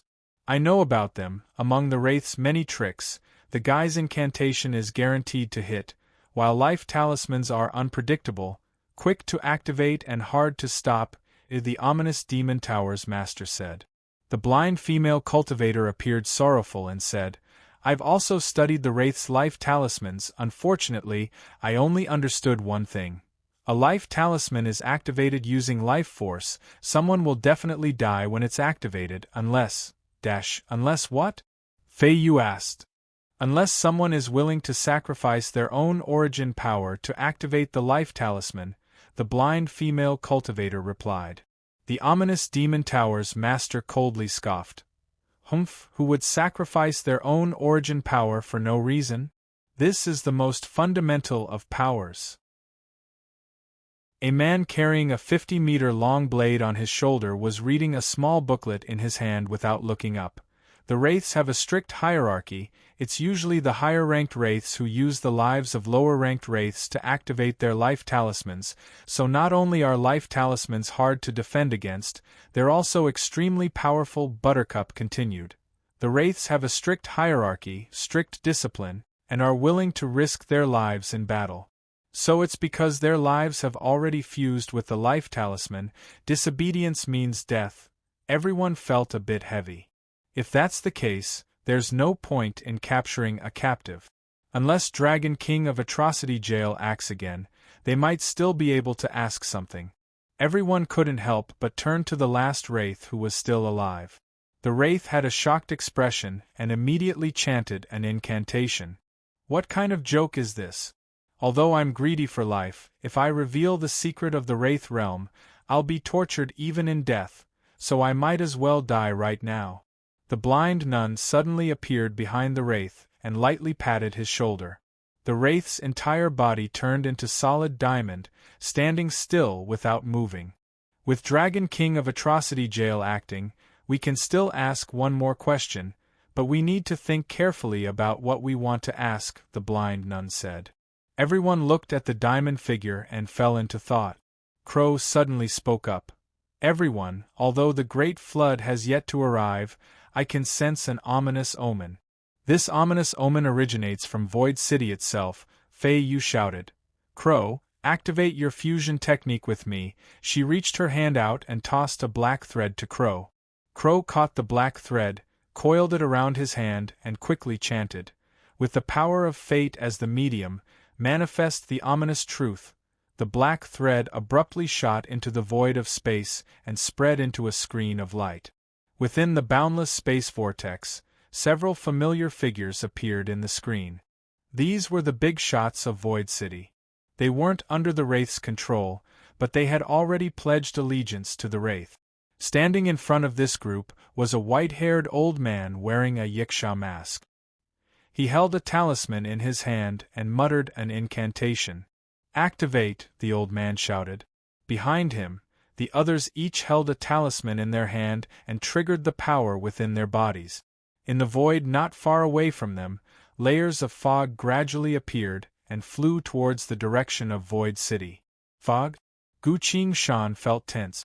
The void couldn't handle power that was too powerful, so it could only manifest as fog, otherwise the void would shatter. From the looks of it, they seemed to be unleashing some sort of large-scale technique. The ominous Demon Tower's master shouted in a low voice. They're unleashing an extremely powerful restraining barrier. Unless our power surpasses theirs by 10 times, we won't be able to escape. Gu Qingshan released her inner sight to observe and found that the entire Void City had indeed been enveloped by a layer of fog. Fei Yu was a bit surprised. Her gaze fell onto the white-haired old man and couldn't move away. Buttercup walked forward and silently held her hand. I'm fine, Fei Yu casually replied. At this point, the other big shots began to speak. Look, that's the master of the Bounty Hunter Guild, and the people from the Void Library, they're with the angels of the church. The people from the Gem Association and the Mining Association aren't our people either. Humph, I knew those bastards had pledged allegiance to the old. The person who said this seemed to have realized something and abruptly shut his mouth, then instinctively glanced at Fei Yu. Fei Yu's expression was pale, biting her lip. Although her gaze was calm, her hands were trembling. Gu Qingshan's eyes flickered. Strange, why do these people all seem to know that wraith? And what's with Fei Yu's reaction? Before he could think any further, the old man on the screen seemed to have noticed something. He abruptly turned towards the group and laughed. Fei Yu, for you to be able to borrow other people's talents to pry into fate, you've truly grown. Fei Yu coldly asked, What are you doing here? The old man replied, Why can't I come? After all, you're about to be married into the Wraith realm. To avoid any mishaps, I came here specifically to pick you up. Mishaps? Fei Yu repeated himself, then lowered her gaze and said, So the reason you've set up so many hidden pawns in Void City, as well as the large-scale imprisonment barrier around the City Lord's manor, was to pick me up and marry me into the Wraith realm? The old man chuckled.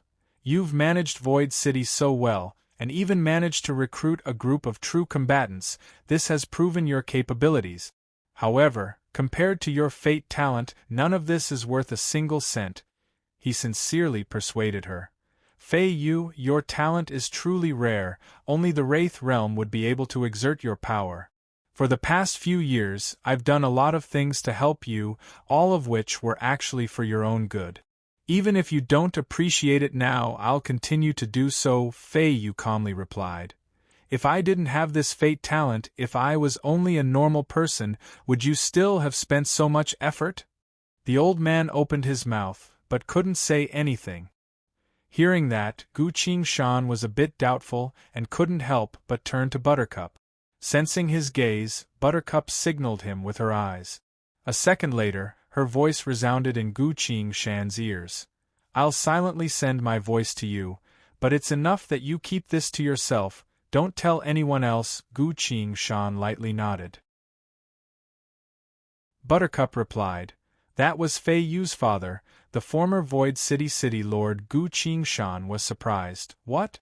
Didn't Fei Yu say that her father died? She hated him. The matters of her family are very complicated. In short, when Fei Yu displayed her fate talent when she was young, the Wraith realm wanted to take Fei Yu away, but Fei Yu's mother didn't agree. The Wraiths promised all sorts of generous conditions and countless benefits, finally managing to tempt Fei Yu's father, but Fei Yu's mother still didn't agree, believing that nothing could be used to exchange for her daughter. Later on, for some reason, Fei Yu's mother died, and the Wraiths also retreated, but not too long after, the Wraiths once again returned to Void City, and sought out Fei Yu's father, proposing that after Fei Yu grew up, one of the 3 Wraith Lords would come and marry her, making her the most powerful woman in the Wraith realm. Did her father agree? Gu Qingshan asked. Not at first, but when the Wraiths promised even more benefits, her father finally agreed. Fei Yu's mother was also a powerful fate user, but she was already at the peak of her power, far inferior to the fate talent that Fei Yu displayed. I once investigated and found that Fei Yu's mother had sacrificed her life to fight against the Wraiths in order to protect her. After that, Fei Yu's father joined the Wraiths and stayed in the Wraith realm for most of the time, leaving most of Void City's matters to Fei Yu. Gu Qingshan couldn't help but ask, why didn't she escape? I don't know either, but she most likely couldn't. When I arrived at Void City, I was spied on by the Wraiths. Because I'm an extremely rare, unique monster, the Wraiths wanted to capture me. At the time, I was alone. Fortunately, Fei Yu and the ominous Demon Tower's master helped me stop the Wraiths, so Fei Yu and I slowly became closer. That's basically it. Just keep it to yourself, don't tell anyone, Buttercup reminded her one last time. I understand, Gu Qingshan replied. He quickly observed his surroundings and thought of a solution. The Great Flood is coming, but Fei Yu's father has already surrounded Void City. What's coming next is the moment that will decide everyone's life and death. With that in mind, Gu Qingshan turned to Fei Yu. As he looked at Fei Yu's resolute eyes, he roughly understood what was going to happen next. This isn't going to be easy. How can I escape this situation and find a way out? Gu Qingshan's thoughts quickly turned. Suddenly, his gaze fell onto the diamond statue. This wraith is being controlled by the life talisman, so he can only answer one more question. Life talisman, wait a minute, life talisman? Chapter 1464. Gu Qingshan looked at the diamond statue and quickly pondered. Red Wraith's true form is a talisman. Since Mara Heavenly King isn't here, Red Wraith is the true ruler of the Wraith realm.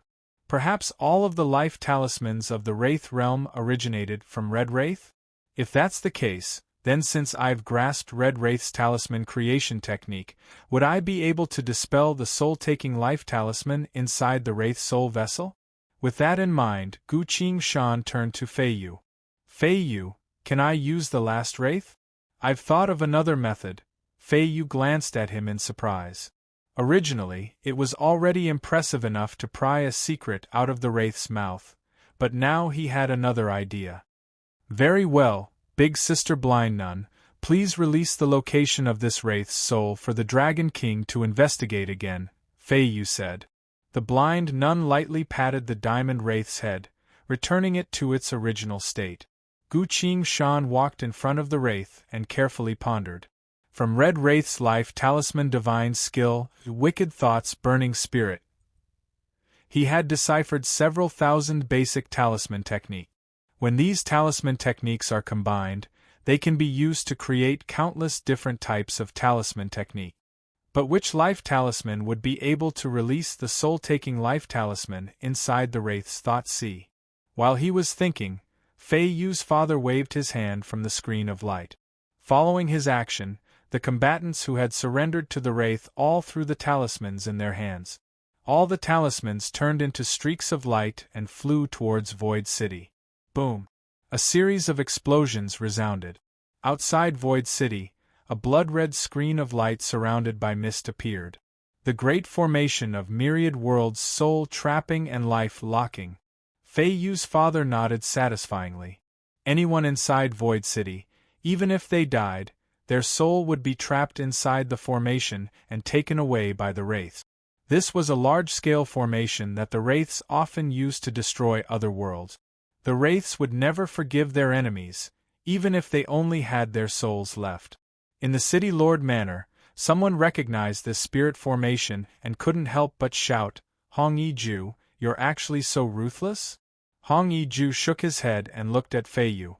"Daughter, I've come under the orders of the 3 Wraith Lords to bring you to the Wraith Realm and marry the Wraith Lord of Karmic Fire," Fei Yu calmly replied. "The Ghost Lord of Karmic Fire is known as the 100 Grudges. He loves to torture and kill all living beings. Do you really want me to marry him?" The ominous Demon Tower's master couldn't help but follow up, "Old City Master, I won't stop you from seeking refuge with the Wraiths, but marrying Fei Yu to that by Yuan Gai is the same as directly killing Fei Yu." Hong Yi-ju sneered. "I'm sure you all know that staying in Void City is the true path to death." Everyone was speechless. The myriad worlds soul-capturing and life-locking formation had been completed. There was no way to escape even if he died. The Great Flood was coming. This was an unlivable apocalypse, capable of completely destroying Void City, not even giving anyone a chance to escape. But what was even more unexpected was that the old city master was standing on the side of the Wraiths, using this method to force his daughter to marry the Wraiths. How should we face the current situation? In truth, there is no need to fight against the Great Flood, because countless predecessors had proven that this was not a destruction that living beings could fight against. For now, the morale of the city master's manor was a bit low. At the very next moment, an abrupt change occurred. 4 swords abruptly manifested around Gu Qing-shan's body. They all gave off vigorous sword chi and spoke, "Gu Qing-shan, watch out, Ung." Gu Qing-shan had already noticed that something was amiss. He felt as if there was a mountain weighing down on his heart, a boundless shadow gripping his throat, preventing him from saying a single complete sentence. This feeling, what exactly is it? The Great Flood shouldn't have arrived yet. His mind was quickly turning as he released his inner sight to observe his surroundings. The big shots' expressions also changed. They drew their weapons and looked around in confusion. But nothing happened around them. "Who's a divination?" a combatant shouted. Everyone turned to look at Crow, only to see that Crow was kneeling on the ground with his head propped up against the ground, his body trembling uncontrollably. Gu Qing-shan rushed forward to support him, asking in a low voice, "What's wrong?"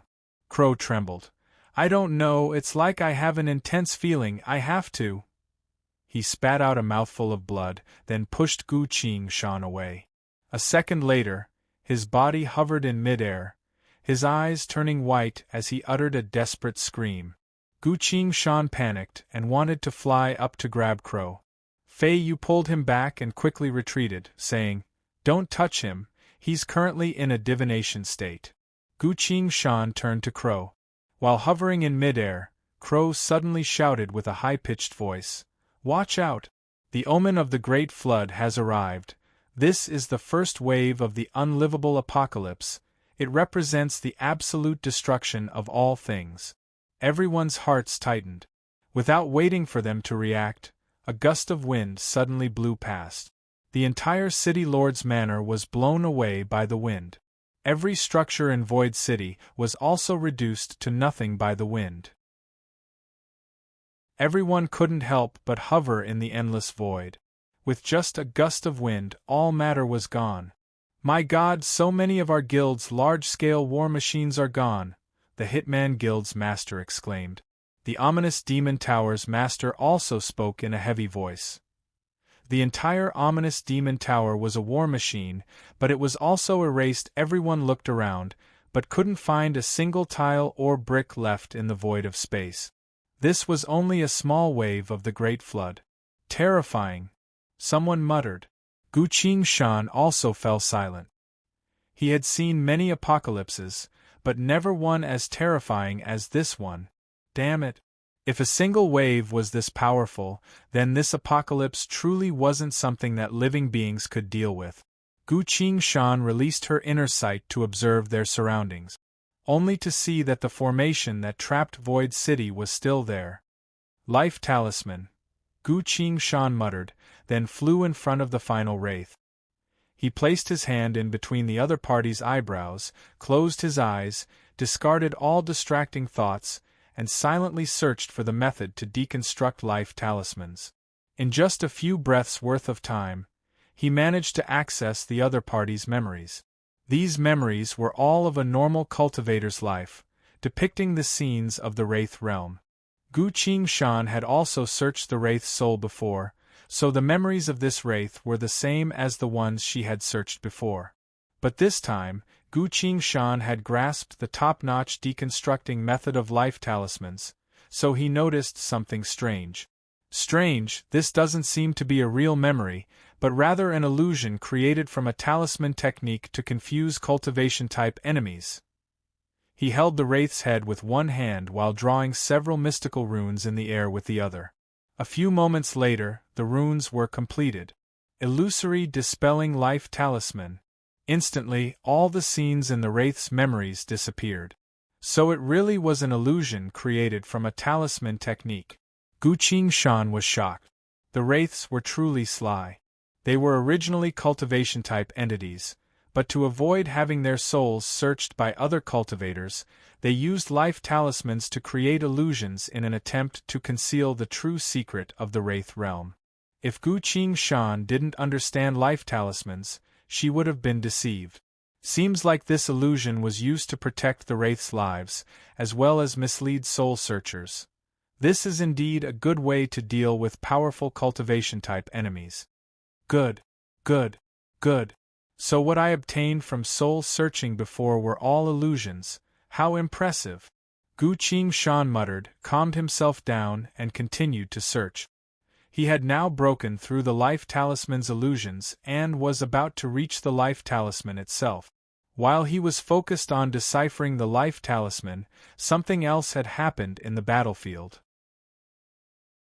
Crow was still hovering in the air, his hand covering his mouth, ignoring the blood that was gushing out from his mouth as he shouted with a hoarse voice.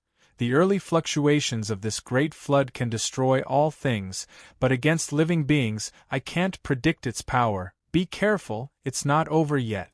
As soon as he said so, everyone could only see their surroundings turning into a pure white void. The space vortex was nowhere to be seen. At the edge of the faraway white world, something was drifting with the wind. Everyone cautiously responded. Seeing Gu Qingshan falling into thought, Buttercup flew next to him and assumed a defensive stance. A second later, a thin black shadow landed in front of everyone. It was a black snake. The snake coiled itself into a ball, hovering in the white void, then raised its head and hissed at everyone.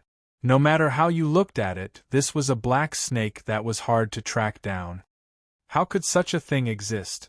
The Hitman Guild's master scowled. He casually unleashed an attack that struck the snake's body. At the very next moment, the black snake abruptly appeared on the Hitman Guild's master's body, opened its mouth, and vanished without a trace. Arg! The Hitman Guild's master madly screamed. He looked around at everyone with a final bit of clarity left in his eyes. In the blink of an eye, this top-tier hitman made his final decision. He unleashed his full strength, and Fei Li and the others charged toward the myriad world's soul-capturing and locking formation. Halfway there, the old man suddenly turned into a giant bird burning with green flames and crashed straight into the formation. Boom! He actually created a big hole in the myriad world's soul-capturing and life-locking grand array. The old man landed in the middle of the group of big shots that had defected to the Wraith. Woo woo woo woo woo. Aha! CSI. Around him, everyone was shouting crazily. They were all crazy. Chapter 1465.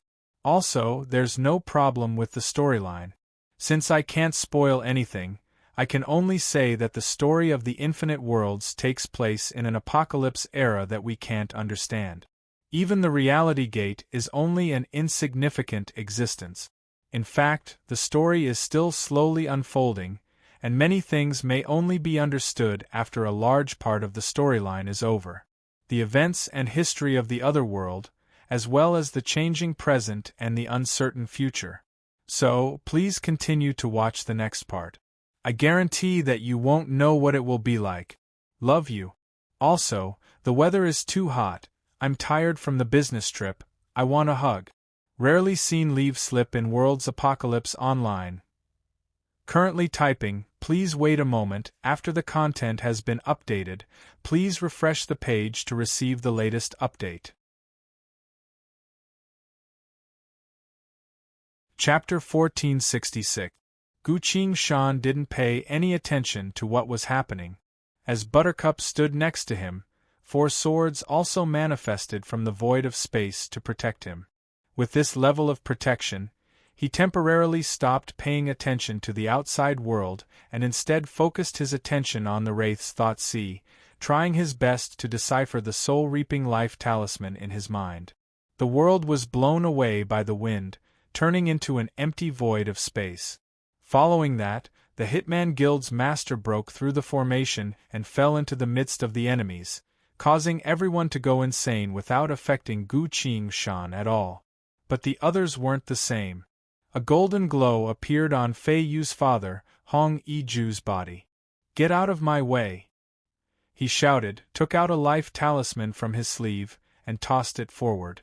The life talisman turned into a flash of light and was quickly burned away.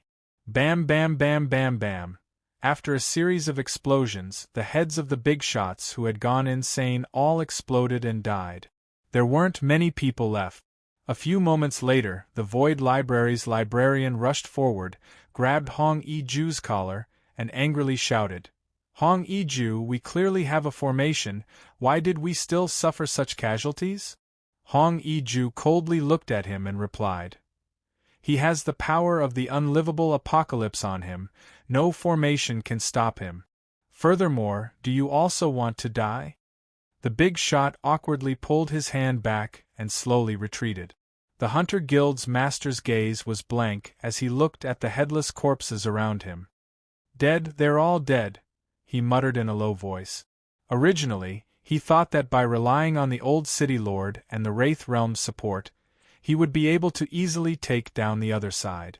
But instead, he suffered heavy casualties on his side. If he wasn't standing a bit further away, Hong Yiju might have also detonated the life talisman in his soul. This is the result of relying on the Wraiths?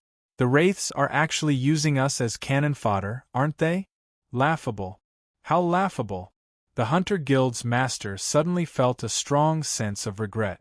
Hong Yiju breathed heavily, then abruptly turned to the void of space and shouted at Fei Yu, "Daughter, do you still not understand? Do you want everyone to die here before you agree to marry the evil spirit?" Fei Yu looked at the scene outside of Void City through the screen of light and muttered, "That's impossible, there are so many combatants of the Void, yet the Wraiths don't care at all." Hong Yiju laughed coldly and said, "Expert? We are indeed not bad, but how do you know the truth of this world?" Fei Yu paused. She looked at Hong Yiju and saw a flash of fear on his face.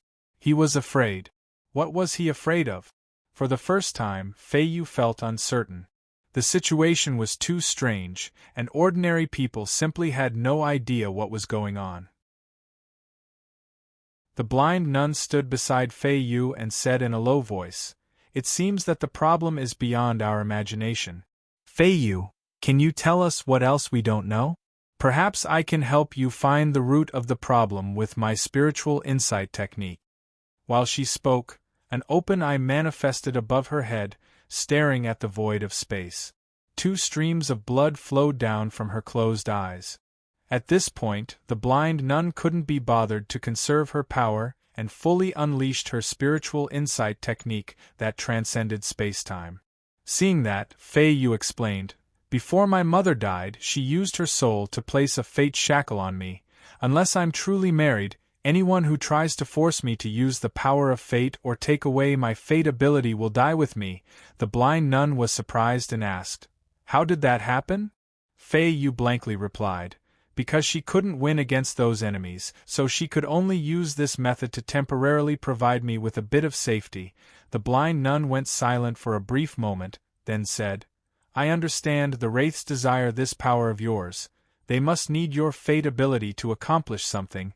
That is something that no one else can accomplish, only your fate ability can accomplish. Everyone was shocked and couldn't help but turn to the blind nun.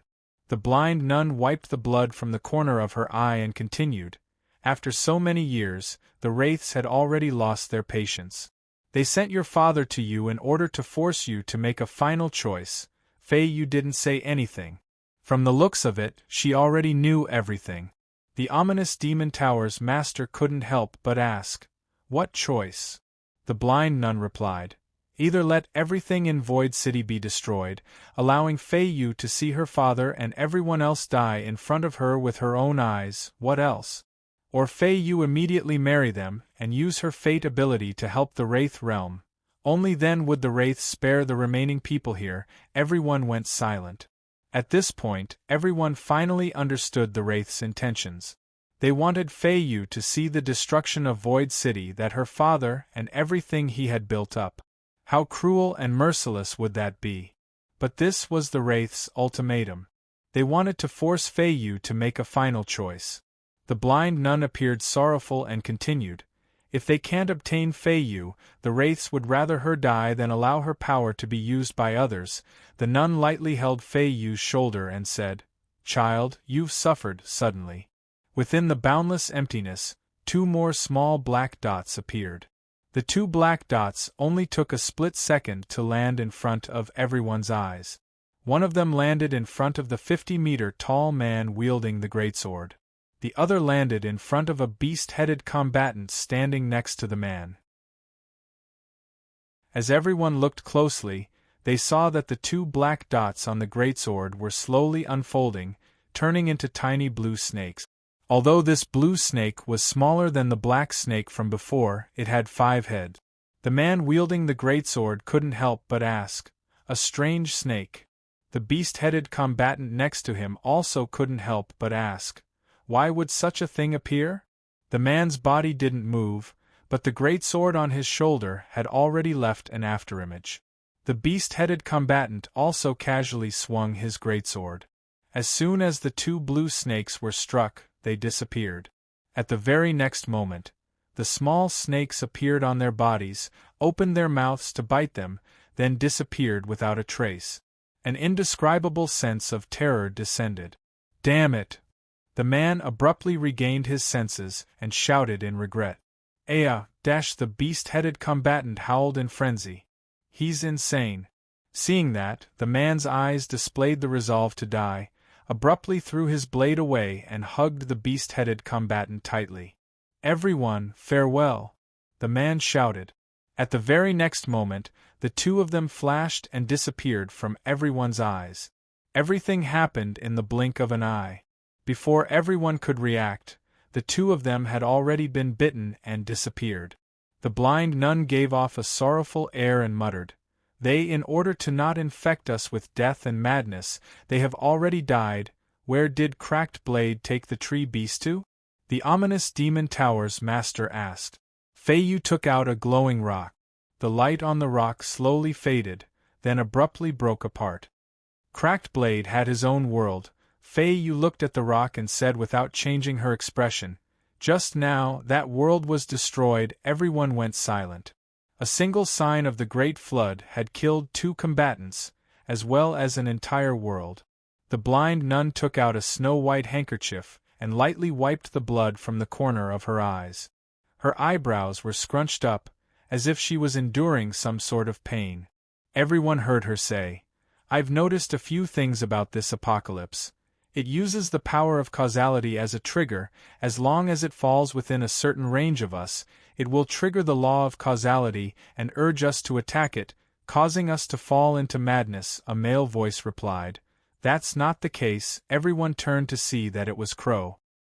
His eyes were bloodshot as he spoke. You've all forgotten, this is only a sign of the Great Flood, an early fluctuation of the unlivable apocalypse. When it truly erupts, it won't be this week. You call this weak? Everyone had the same thought in their minds. But what they couldn't deny was that this was indeed only a sign of the Great Flood. The Wraiths were able to control the Great Flood. If they could even control the apocalypse, what else couldn't the Wraiths do? Which of the countless worlds in the void would dare to go against them? Everyone slowly fell into despair. On the screen, Hong Yi-ju opened his eyes wide, staring at Fei Yu and loudly shouted, "Daughter, do you still not understand? This is an irresistible power." "My daughter, I no longer have a second death exemption talisman," Hong Yi-ju shouted at the top of his lungs. "You're only working for the Wraiths, can't you even understand that? Do you want us all to die in this apocalypse?" Fei Yu coldly replied, "Mother had already foreseen the outcome of me working for the Wraiths. You should know very well what that is."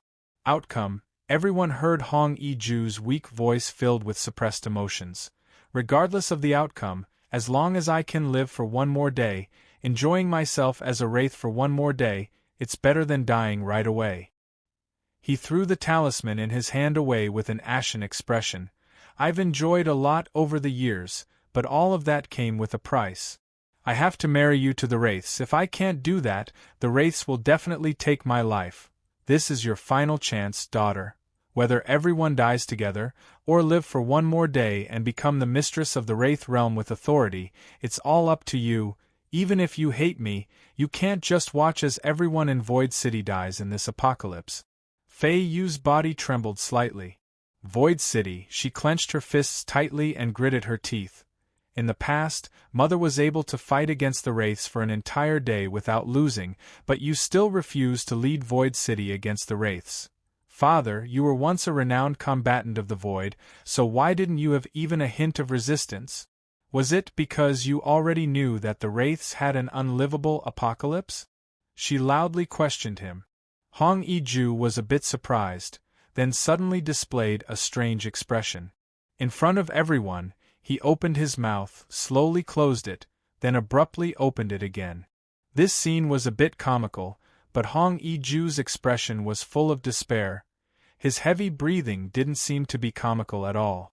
It was as if there was something he couldn't say that got stuck in his throat. Seeing that, Fei Yu was a bit confused. Everyone else was also confused. Regardless of whether it was true or not, couldn't he have just said it? If the old city lord had truly succumbed to the Wraith's hidden strength, he would only be helping the Wraiths to intimidate everyone without causing any other consequences. So why does Hong Yi-ju look like he wants to say something? The blind nun suddenly said. As a combatant of the Void, he's currently terrified to the extreme. This caused everyone to fall silent. Everyone turned to the old city lord, only to see that his entire body was trembling. For now, both sides fell into a strange stalemate. What exactly is a combatant of this level afraid of? Facing this situation, what choice would Fei Yu make? Everyone's minds were in turmoil, so they couldn't help but retract their gazes and look at Fei Yu. At this point, at this crucial moment, the only person who wasn't paying attention to Fei Yu was a single person. Gu Qingshan. If Gu Qingshan had been paying close attention to the situation, he might have noticed something from Hong Yi-ju's reaction just now. This had nothing to do with thaumaturgy or power. In fact, Gu Qingshan had been fighting against the Wraiths in many worlds, so he'd seen the Huang Quan fragment that the Wraiths had taken in, as well as a divine skill like Lead the People. He also knew that the Wraiths had schemed for countless years to enter the inner plane. He had fought against Song Wuzhang, faced off against Red Wraith in the Saint Spirit world, and even witnessed the Wraith Lord fighting against the Eternal Abyss through the power of the sacrificial dance, only to be forced to flee. If Gu Qingshan could see Hong Yi-ju's subtle expression and focus on thinking about these things, she might even be able to think of something inconceivable. But Gu Qingshan was still in a state of oblivion. His eyes were closed, fully focused on deconstructing that life talisman. Because of that, everyone could only see a streak of flame flying towards Hong Yi-ju from afar. Hong Yi-ju received the talisman with a bitter smile on his face. What authority, what treasure, what bullshit power, they're all nothing but dim fireflies that can't compete with the radiance of the moon, and now we're all about to face our final fate. He shook the talisman a bit, then infused it with his power. The talisman abruptly glowed. An old voice resounded from the talisman. City Lord Feiyu, we acknowledge your power. As long as you serve the Wraith Realm, everything is negotiable. We've waited for you for a long time, and now we can't wait any longer, because something is indeed about to happen. We cannot allow your power to exist outside the Wraith Realm. We hope you can understand. In consideration of the deep bond between you and your daughter, I'll give you one last incense stick's worth of time. After 1 incense stick's worth of time, you will either get married or face the unlivable apocalypse. City Lord Feiyu, I hope you will make a wise choice. The talisman turned into flames and quickly burned away. Silence. Within the void of space, the remaining combatants were completely silent. Feiyu's gaze passed through each and every one of them. The entirety of Void City is about to be destroyed, and the only outcome for everyone here is death. Countless years of preparation, only to end up like this? Feiyu wiped the corner of her eyes. She took a deep breath, then resolutely said, I would rather. Suddenly, a voice cut her off. A lot seems to have happened. Feiyu, dispel your fate technique first. Gu Qingshan opened her eyes and shouted in a low voice. Bookseller's House website. Chapter 1467. Hearing that, Feiyu muttered something in a low voice. The image in the air completely disappeared. Hong Yi-ju was no longer able to see their situation. It's been dispelled. Feiyu looked at Gu Qingshan, as if hoping for something. Gu Qingshan said, Good, everyone, use all concealment techniques you can, don't let anyone notice our situation here. Hearing that, the other big shots became spirited. Seems like it's going to work. Everyone quickly used their means to completely seal off the empty space around them. Gu Qingshan looked at everyone's anxious expressions and shook his head. Don't place too much hope on me, I've only managed to do something insignificant. I'll tell you now, let's see if anyone has any ideas. Everyone's expressions didn't change and continued to stare at him. Buttercup suddenly said, We only have 1 incense stick's worth of time. Hurry up if you want to do something, otherwise there won't be enough time. 1 incense stick's worth of time? That's a bit better than I thought. Gu Qingshan looked at the void of space and said, Shanu, take a look at this area of space. Are there any techniques that we don't know of that can be dispelled? Adorable, take a look and see if there are any entities other than us that have unleashed any abilities. None, Xiao. 2 voices responded. Gu Qingshan finally felt a bit more assured and sent his voice to everyone. I once fought against the Wraiths in the Saint Spirit world and learned a few of their talisman creation techniques, and now, I have a basic understanding of the soul-reaping life talisman structure. It doesn't seem to be as simple as capturing the soul. What other uses does that talisman have? Feiyu asked. Gu Qingshan replied, I'm not sure what other uses this talisman has, so I'll try to create one right now. This might be our only chance at survival. Please take a look at it together. He reached his hand out and wrote something in the air, just like what Red Wraith did in the Saint Spirit world. Everyone's gazes followed his movements, wanting to see what he was trying to do. Gu Qingshan's hand moved like blurred images as he finished drawing the talisman in the air. He then clapped his hand towards the void of space. The mystical talisman froze in the air and gave off unusual fluctuations. The talisman was completed, Gu Qingshan explained. This is a soul-reaping life talisman. It didn't originate from the Wraith realm, but was drawn by me. It's a bit different from the Wraith's soul-reaping life talisman. It doesn't contain anyone's soul. As soon as he finished speaking, a flame suddenly flew out of the void.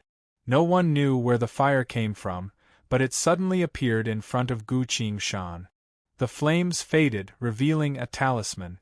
Another rune. The talisman stopped next to the life talisman drawn by Gu Qingshan, glowing with a bright red light. Everyone looked at each other. Just now, when Gu Shan drew a life talisman, it immediately attracted another talisman. What was going on? The eye on top of the blind nun's head stared at the talisman, sizing it up. She said, "Dragon King, you have to deconstruct this talisman. Otherwise, we still don't know anything." Gu Shan stared closely at the runes on the talisman, slowly deconstructing the meaning it contained. If one were to judge it with the cultivation world's knowledge, this talisman was similar to a communication talisman. Gu Shan lightly tapped the blood-red talisman. A line of questioning appeared in his mind. Frowny face, currently searching for your identity. But unable to find the corresponding identity, please prove your identity within 5 breaths worth of time, otherwise erasure will be activated, Gu Shan told everyone.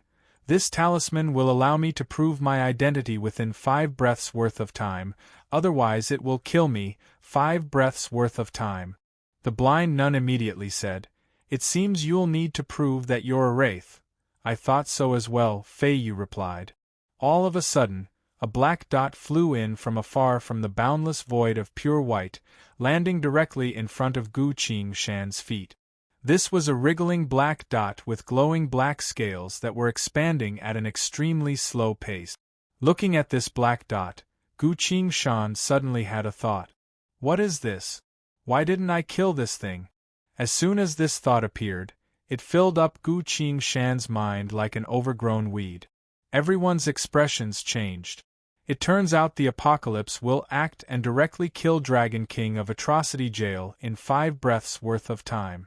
Buttercup suddenly shouted, "Be careful, this is a sliver of the unlivable apocalypse's power, you need to think of something quickly." "Got it," Gu Shan quickly replied. He knew that this was a crucial moment of life and death, so he forced himself to temporarily ignore the thought of attacking the black dot. "I need to prove that I'm a wraith. How can I do that?" While Gu Shan was thinking, Fei Yu took a step forward and tossed out numerous black threads with both hands. These threads connected Gu Shan and the wraith together. The ominous Demon Tower's master also quickly stepped forward, holding down Gu Shan with one hand and the wraith with the other. He abruptly turned into a giant blood vessel that connected Gu Shan and the wraith together. Fei Yu shouted, "With your death, I will disguise fate."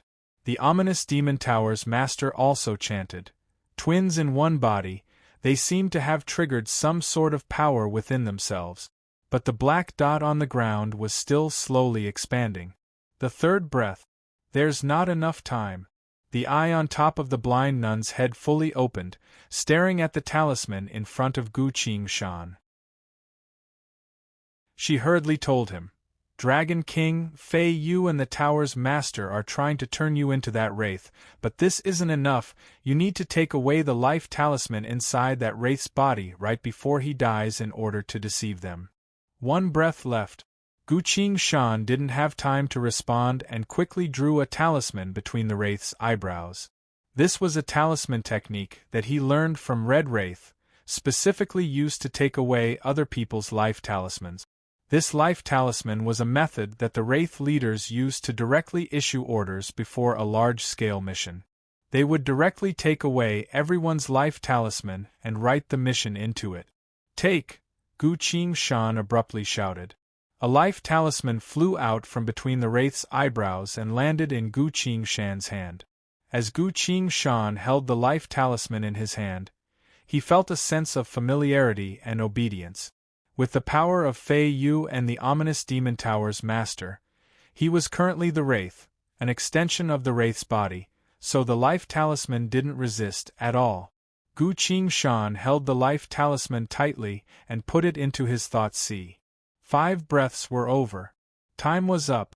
The blood-colored talisman in front of Gu Shan abruptly scattered into a bloody light that enveloped him. A stern voice resounded. Frowny face identity approved. Your mission is to cooperate with the angel to eliminate any suspicious personnel. Your mission has failed. You will return in 10 breaths' time to receive your punishment. 10 breaths' time. Time is so tight. Gu Shan looked at everyone and immediately said, "I'm going to be transported away, what about you?" Everyone went silent. Who would have thought that the situation would take such a drastic turn for the worse? Only Gu Qingshan would be able to escape from the Great Flood apocalypse. Not to mention, he might not necessarily be able to escape, because in the Wraith Realm, there would definitely be corresponding personnel waiting for him to punish him for failing the mission. His situation was still extremely dangerous, but everyone was about to die in the Great Flood apocalypse. Fei Yu sighed and said, "Let's just die together." No, Fei Yu, you have to get married first. Gu Qingshan suddenly cut her off. Fei Yu raised her eyebrows and resolutely said, "I definitely won't." Gu Qingshan cut her off again and said, "Fei Yu, do you remember? What were you preparing for before?" Fei Yu was a bit startled, then her eyes suddenly glowed brightly. Originally, they wanted to completely conquer the Wraith Realm, but before they could even do so, the unlivable apocalypse had already destroyed Void City. But the preparations they made beforehand were still there. This was their only chance of survival. "So that's what happened. I have a solution," Fei Yu turned to everyone and loudly declared. Everyone turned to her at once. "Everyone, use the spells and techniques I told you to prepare earlier. We're going to turn Crow into me." Fei Yu spoke faster and continued. "We're going to follow the invasion plan from before. We're going to follow Crow's entourage to the Wraith Realm. That way, we'll be able to avoid the unlivable apocalypse." Everyone was overjoyed. As long as we don't have to face an unlivable apocalypse, there's nothing to be afraid of. Everyone here were top-notch combatants of the space vortex, so even if they had to face a Wraith Lord head-on, they wouldn't necessarily lose. "Then what about Gu Qingshan?" Buttercup asked. The blind nun replied. "The Wraith Realm is extremely mysterious. There are countless causality laws that isolate it from the outside world. The Dragon King is the only one among us who has a Wraith life talisman. Once we arrive at the Wraith Realm, we must find him to have a chance to escape or fight against the Wraiths," Fei Yu said. "I'll wrap my fate threads around him, that way we'll be able to call each other." She drew several black threads from the void of space and wrapped them around Gu Qingshan's arm in a few moments. "Time's up. Everyone, we'll meet again in the Wraith Realm." After saying so, Gu Qingshan vanished without a trace. He had already gone to the Wraith Realm. Everyone pulled their gazes back to Crow. "And now, the key to everything lies with Crow." Fei Yu spoke with a serious expression. "Crow, your previous disguise as me was already very impressive, able to pass for the real one. The only downside is that whenever you get too focused, you'll appear very seductive. You must be careful about this." In front of everyone, Crow subconsciously stroked his bangs, swaying his hips a bit. "Don't worry, I'll be careful." The Bookseller's House website. Chapter 1468. 1 incense stick's worth of time was about to burn out. Fei Yu's voice resounded from the empty void of space where Void City was located. "I agree to the marriage, but I have a condition." Hong Yiju was overjoyed and hurriedly asked. "Daughter, quickly tell me what the condition is." Fei Yu's voice resounded again. "I demand a formal wedding ceremony. Nothing can be sloppy about it at all." She was the true master of Void City. Not only was she powerful, but she also had the power of fate, so there was nothing wrong with being particular about the ceremony. In fact, it was necessary to be particular about the wedding ceremony, because the infinite worlds within the void would be paying close attention to this wedding. If something went wrong during the wedding ceremony between Fei Yu and the Wraith Lord in front of everyone, it would immediately become a huge joke, dealing a blow to both sides' reputation. Before Hong Yiju could say anything, the old voice resounded again from the void of space. "City Lord Fei Yu, please do not worry, we will definitely arrange the wedding ceremony according to the highest standards. Countless worlds will come to observe the ceremony. Everything will be carried out in the grandest manner possible. I have one final condition." Fei Yu's voice resounded again. "Please speak," the old man said. Fei Yu continued. "The people around me will all be part of my entourage, entering the Wraith Realm together." The other side fell silent. Fei Yu coldly laughed. As the City Lord of Void City, it would be shameful for me to enter the Wraith realm alone without a single person by my side. If you don't agree, then use the apocalypse to kill us all." After saying that, she didn't say anything else. Everyone looked worriedly at Feiyu. The blind nun replied, "It's fine, the Wraiths have been coveting Feiyu for so many years, they wouldn't give up just because of such a small matter, they will surely agree to this matter with conditions." A few moments later, the old voice resounded again. "I can agree to your conditions, but I hope that you will keep in mind that you are here to complete the wedding ceremony. Do not do anything unnecessary, otherwise, your outcome will be 10,000 times worse than death," Feiyu replied. "No problem." After saying that, she made a gesture. The blind nun urged, "Quick, follow our previous plan and help Feiyu complete her disguise immediately." The powerful beings all stepped forward and unleashed their spells on Feiyu, slowly transforming her into another person. Crow stood in front of Feiyu, watching as she turned into a maid of the City Lord's manor, while he himself turned into a woman from the inside out. She looked exactly like Feiyu. The formation outside Void City gradually disappeared, and the voices of countless evil spirits resounded like a tsunami. "Welcome, Castellan Feiyu." The maid silently walked forward, lightly held Crow's hand, then sent her voice through telepathy. "It's about to begin. Crow, make sure to pay attention to your image and also protect me. I've expended too much power just now, so I'm temporarily weakened." Crow puffed out his chest and chuckled.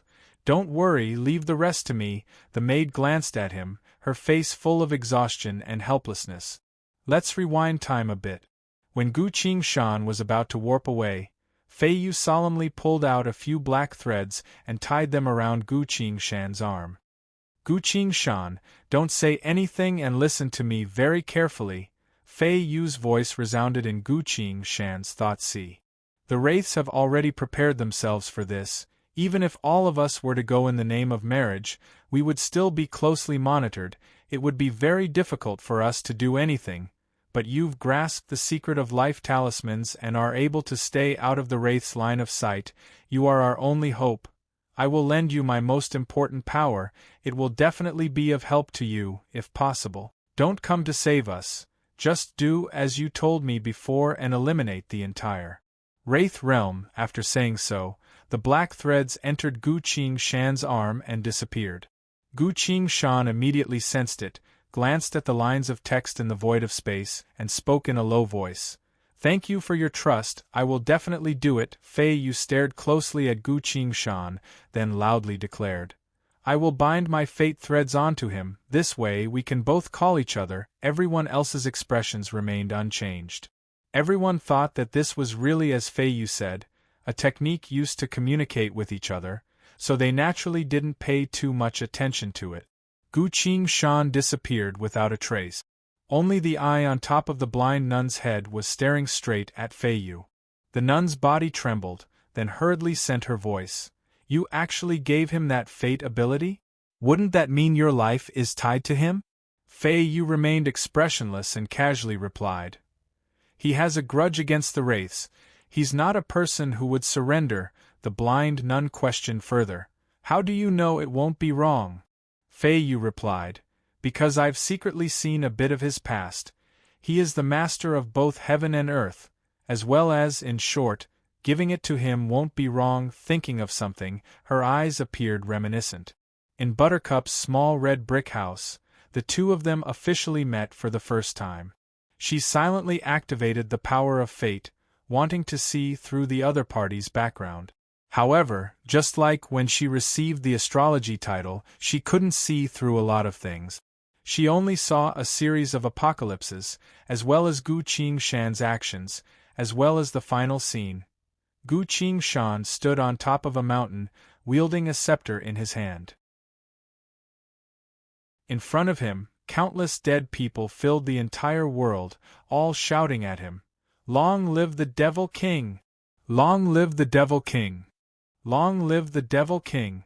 Feiyu's eyes flickered, unconsciously clenching her fists, muttering in a low voice, "If he had my power, he would be able to achieve twice the results with half the effort." perhaps he really could. The blind nun wanted to say something else, but sighed instead. He's the only one who has escaped the Wraith's control, so we can only take a gamble. Speaking of the Wraiths, Fei Yu coldly chuckled and sent her voice. Right now, even if the Wraiths see through Crow's disguise or kill me, they won't be able to obtain that power from me. Gu Qingshan was traveling through the endless darkness of the void. He could clearly sense that he would soon arrive at the Wraith realm. But right now, his mind wasn't focused on that. He was still staring at the glowing text in the void of space, unable to contain the shock in his mind. You've been bestowed a fate ability. A fate ability is an innate ability that can be used without spending any power, just like your eyes, ears, nose, tongue, body, and will. When you meet the original owner of this fate ability, you can choose to return this fate ability to her, or keep it for yourself. You've obtained the fate ability. Longing. You are able to see the connection between all things or living beings, understand this connection, and even perform certain actions on this connection. A special attention. This is an extremely unique and rare fate ability, as deep as the ocean and as powerful as a god. You must slowly comprehend it in order to realize its true value. Reading through these descriptions, Gu Qingshan was still a bit surprised. For the war god Ui to explain it in such a vague manner, it seems this fate ability must be slowly comprehended in order to gain any benefits. With a single thought, he activated this fate ability. Right away, he noticed that 2 black threads had appeared on his left hand. These 2 threads flew in different directions and disappeared into the depths of the void. These are the fate threads of Fei Yu, Gu Qingshan muttered. He put his finger on one of the black threads. This was the thread that was heading in the same direction as the teleportation. A sense of danger could be sensed from the thread. Gu Qingshan immediately understood. This was the situation that he would face after returning as a wraith. The other thread was heading even deeper into the darkness of the void. Gu Qingshan put his hand on this thread. A sense of realization appeared in his mind. There's something that I'm looking for in this direction, he silently muttered in his mind.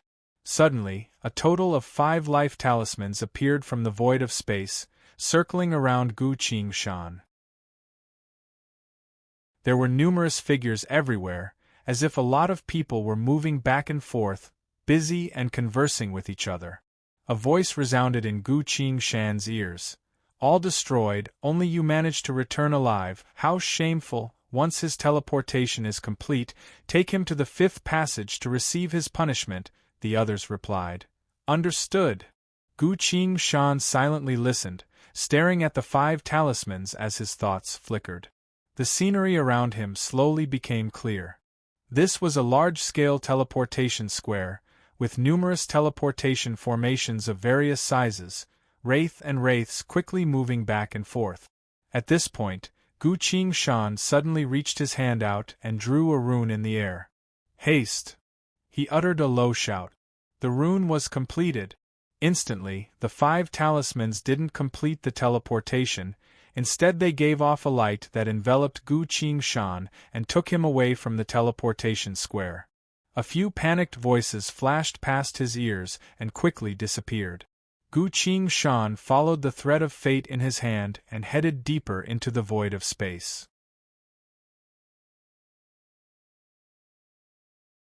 Chapter 1469. Flying. The giant warp square had already disappeared. Gu Qingshan continued to fly forward in the dark void of space. The densely packed runes covered the surroundings, forming an arched tunnel that emitted an irresistible, vast, and mighty force. As Gu Qingshan carefully observed these life talismans, he was silently shocked. Even with his inner sight, he couldn't fully determine how thick this tunnel was. Who knows how many life talismans the wraiths had placed here to completely cover the entire wraith realm. The 5 life talismans that were circling around him were constantly interacting and resonating with the tunnel, releasing their power to bring Gu Qingshan forward. Gu Qingshan silently felt surprised. So many life talismans, even the slightest touch would awaken the power of all the life talismans, erasing anyone and everyone on the spot. But the tunnel would also resonate with the warp talismans to create a warp-type spatial power. There were no living beings around him. If it weren't for this tunnel, Gu Qingshan would have felt like he was alone in the deep ocean, heading towards an unknown abyss. There was no direction, no destination, no point of reference. At a certain point, the 5 life talismans that were circling around him were extinguished. These talismans were supposed to take him to the land of punishment, but Gu Qingshan had activated them ahead of time to change their direction and bring him here. Without the power of the talismans, Gu Qingshan's speed gradually slowed down and stopped. This place was still in the middle of a tunnel in the middle of nowhere. Gu Qingshan hovered for a while, then slowly sensed the fluctuations of life talismans from the direction he came from. Through his spirit sense, a sense of urgency descended on Gu Qingshan. As if someone was chasing after him. I definitely can't keep waiting like this. Gu Qingshan silently thought for a bit, then went through the structure of the few teleportation talismans in his mind several times. He suddenly reached his hand out and quickly drew a teleportation talisman in the void of space. The talisman flashed and turned into a flash of flame. Success. The soul points displayed on the War God UI was deducted by 300. 300 soul points for a talisman wasn't much to Gu Qingshan. At this time, the runic fluctuations behind him were getting stronger and stronger. Without hesitation, Gu Qingshan drew a few more teleportation talismans. When the 5th teleportation life talisman was completed, they automatically turned into spiraling flames that surrounded Gu Qingshan. Gu Qingshan's body moved, once again gaining the power of teleportation. He sped through the tunnel. Just like that, Gu Qingshan used the power of the teleportation talisman to fly towards the depths of the tunnel. Every time a life talisman was used up, he would immediately create a new one to replace it. After an unknown period of time, the life talisman fluctuations behind him disappeared. The sense of urgency in Gu Qingshan's heart also dissipated.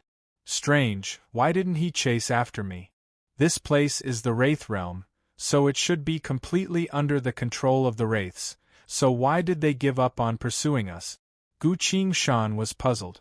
Right at this moment, he saw a strange scene. The tunnel ended in front of him. A towering mountain appeared next to Gu Qingshan, with a giant head on top of it. The head had its eyes closed, its nostrils slightly opened as it breathed out white mist.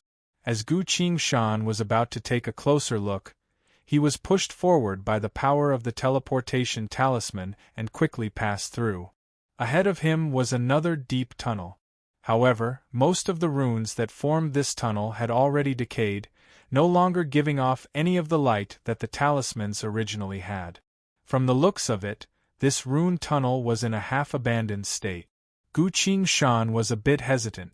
Should I continue forward or not? He looked down at the long black thread in his hand, only to see that one end of the thread was connected to his arm, while the other end went deep into the abandoned tunnel, its end nowhere to be seen. A strange feeling arose in Gu Qingshan's mind. Not far, the thing I'm looking for is right ahead, Gu Qingshan muttered, then gritted his teeth and continued to fly deeper into the tunnel. From this point on, the rune tunnel wasn't the same as before. There would often be strange illusions. An abandoned train station suddenly appeared in his vision. Rusted tracks, destroyed trains, overgrown weed. In the empty station, there was even a humanoid shadow standing there, looking around. Gu Qingshan's pupils contracted as he muttered, "Strange, why does it feel so familiar?" The illusion flashed by. As Gu Qingshan continued to fly forward, he saw many abandoned technological structures on the way. At first, there were only ordinary wooden bridges, carriages, and short buildings, but then there were steam cars, reinforced concrete buildings, clocks, airplanes, and finally, even giant mechs. All of them had been destroyed without exception. When a broken spaceship appeared in his vision, the tunnel around him had already darkened. The life talismans had lost their glow, no longer giving off any mana fluctuations. The flames around Gu Qingshan's body were also slowly extinguished. Having lost the power to teleport, he once again hovered in the air. As Gu Qingshan was about to draw a talisman, he noticed that the black thread had returned, coiled around his hand, and lightly pointed below him. Below, Gu Qingshan looked down. But before he could see anything clearly, a huge pulling force abruptly appeared. He disappeared from where he stood. Shroud of night. Outside the brightly lit city, a figure slowly walked ashore from the canal. Gu Qingshan. Standing on the shore, he casually formed a hand seal to evaporate the water on his body, then looked towards the city. It wouldn't be an exaggeration to call it a city. With Gu Qingshan's current inner sight, he could even completely cover a small world, but he still couldn't find the borders of this city. Spirit energy was all over the city. Occasionally, there would be people riding clouds to ascend. Looking at the sky, there were also jade palaces and palaces that extended deep into the Milky Way.